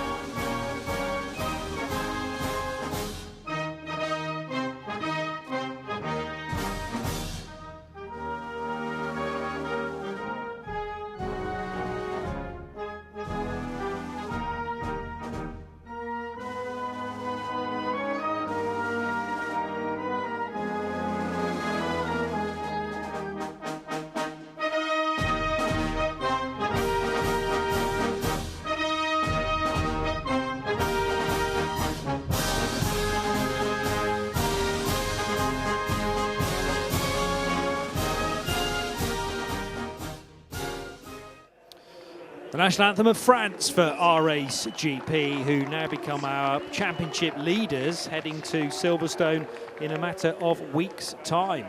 Just to complete the circle, yes, Eric de Doncker has indeed won a race back in 2017 with Andy Merrick. Right, Very okay. early years of this championship. Yeah. It's been a while. I think there's been podium finishes since, but it's been quite a while. Yes, indeed so. And that is the opportunity that an LMP3 Pro-Am division, along with the Pro bit, it's not called Pro, but an opportunity to run with two silvers or a silver and a gold if you wish. Here's the thing, it's not been every previous racer's cup of tea, but we've attracted new talent to the championship from doing that. And there's depth of talent in all three classes right now. The loyalty shown through the years for the Pro-Am combination meant that we couldn't entirely turn our back on that. You know, you had to have a Pro-Am subcategory as well. And that's really been the meaning of the championship for so many seasons. It was a Pro-Am category with the addition now of the LMP3s as well. And a welcome addition because it provides terrific racing, but we always need to focus on how the Pro-Ams are getting on. And that was a tight fight, particularly with the 5-second penalty floating around for Julien Henrion. Well, the other thing is it's effectively a knock-on effect of the hypercar era, because what it's attracting is young drivers with some budget, and they're looking for a step into this marketplace at the earliest stage possible, and that's right here, right now. So some of these young men and women will be around in a few years' time elsewhere in something rather quicker. So that's the LMP3 podium done. We'll move on shortly to the LMP3 Pro-Am podium presentation, but not before we've heard a little more from Steph Wentworth. Joined now by the winners in LMP3 Pro-Am, the number 98 Motorsport 98, Eric de Doncker and Julien Henrion. Julien, you were very emotional just getting out of the car then. Yeah, it was difficult, a difficult race, and I wanted to win in a home race for Motorsport 98. So yeah, we made it, and for sure it's a lot of emotion, you know. It's a family team for me, it's like my family, so I am really proud, and yeah, I want to do that for the next races. All right, well. I'm going to cry. Feeling very emotional. Yeah, but the family name, yeah, because it's my own team, little team with my friends who work with me. And Gillian is really fast, but we have a good car, because to be fast you need a good car. So the team did a fantastic job, and I'm so emotional and so happy to win at home. And for the championship it's very good also, because we were third on the championship. I don't know, but we make a lot of points. So I'm really happy. Thanks to Julien, I made a good choice, because I chose him in the beginning of the season. I made a good choice. Okay, enjoy the celebrations. Well, isn't that good to get the justification of a decision that needed to be made quite some time ago? Well, the answer to Eric de Doncker's question is yes, they've gained ground from third to now second in the championship, and are only 4 points away from the 71 crew, who didn't make the finish. That was one of the cars that slowed on and stopped on the final lap. Here's a little indicator for fate maybe looming. 63 points for their challengers, the 71 Rinaldi Racing team. That's Eric's age. Okay. Talk about rubbing it in. I mean, I suppose, you know, he's in good spirits, so this is the time to remind him of that. But well done for him for giving Gillian Henry on that opportunity. Gillian bumped into him at the end of last season. He had nothing. He's picked up a couple of cracking drives, and we know how talented he is. It's great to see him back. So 10 points clear now of Steve Parrow and Griffin Peebles in third position, but crucially, you know, Eric de Doncker and Julien Henrion get the 25, and their nearest rivals who top the championship score 0. That is a huge gain for the third place duo prior to today. Here they are, but let's give you the other positions on the podium as well. Third place going to 31, that's Shahan Sarkisian and Kevin Rabin. And second place to the 66 crew of Steve Parrow and Griffin Peebles. The win to Julien Henrion and to Eric de Doncker. And here now in Belgium, it will be the national anthem of the home country.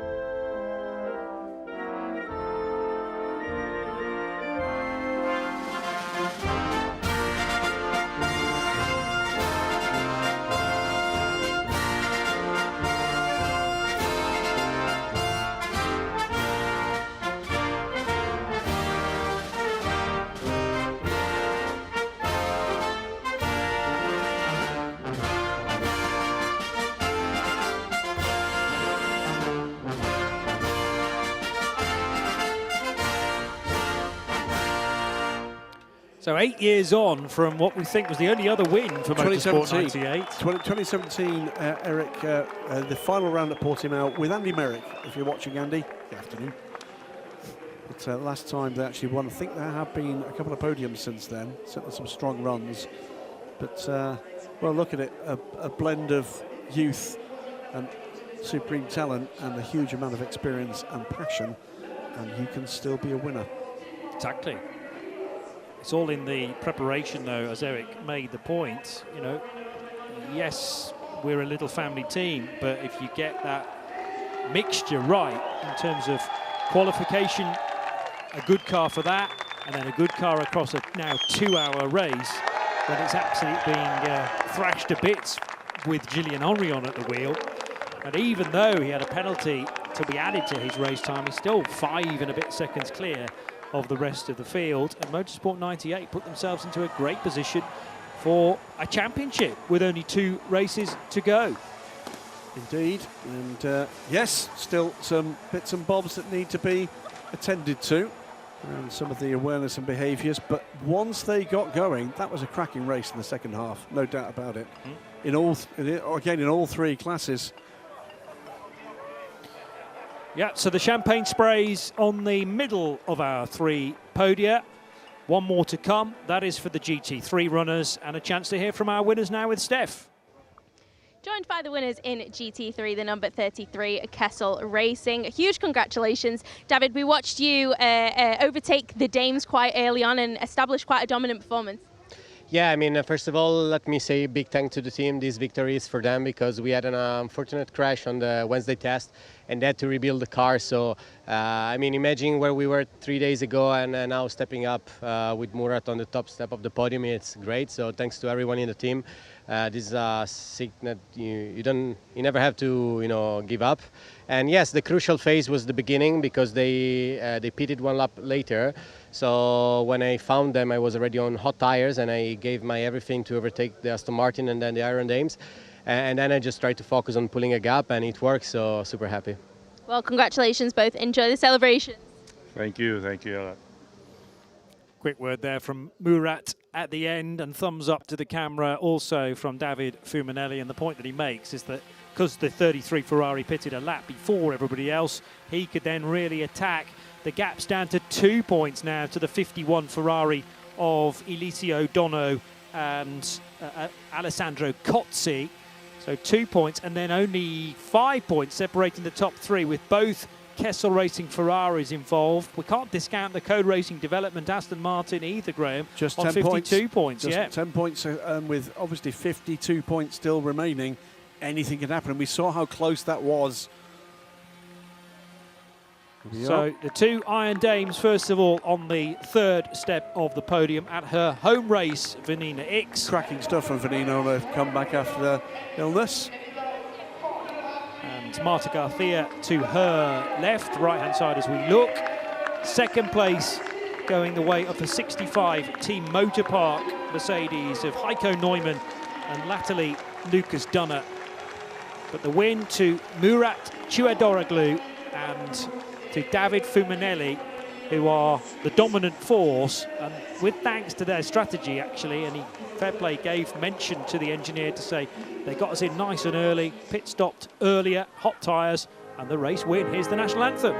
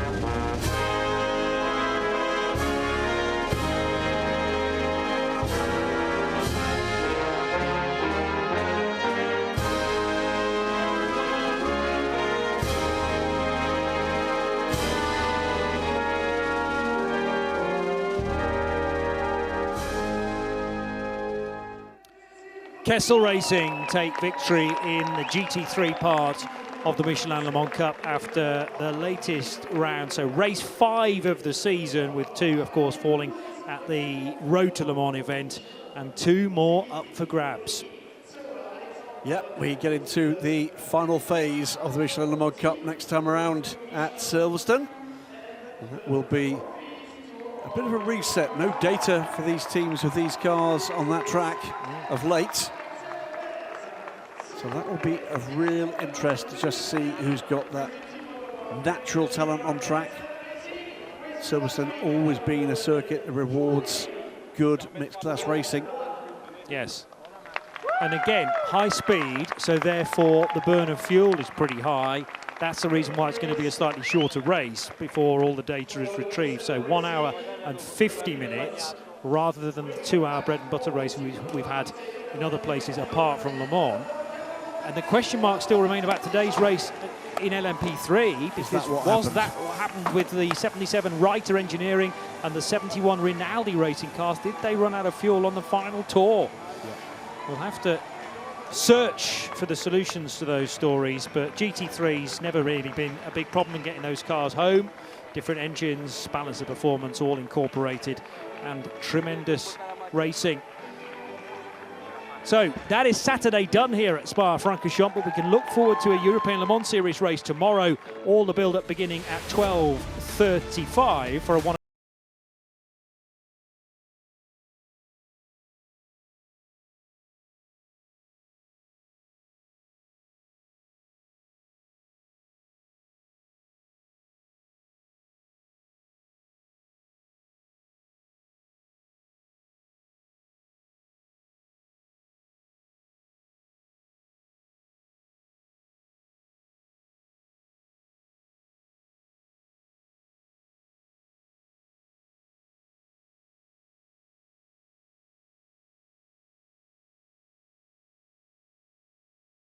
Thanks to Steph Wentworth, to Graham Goodwin. Bye for now.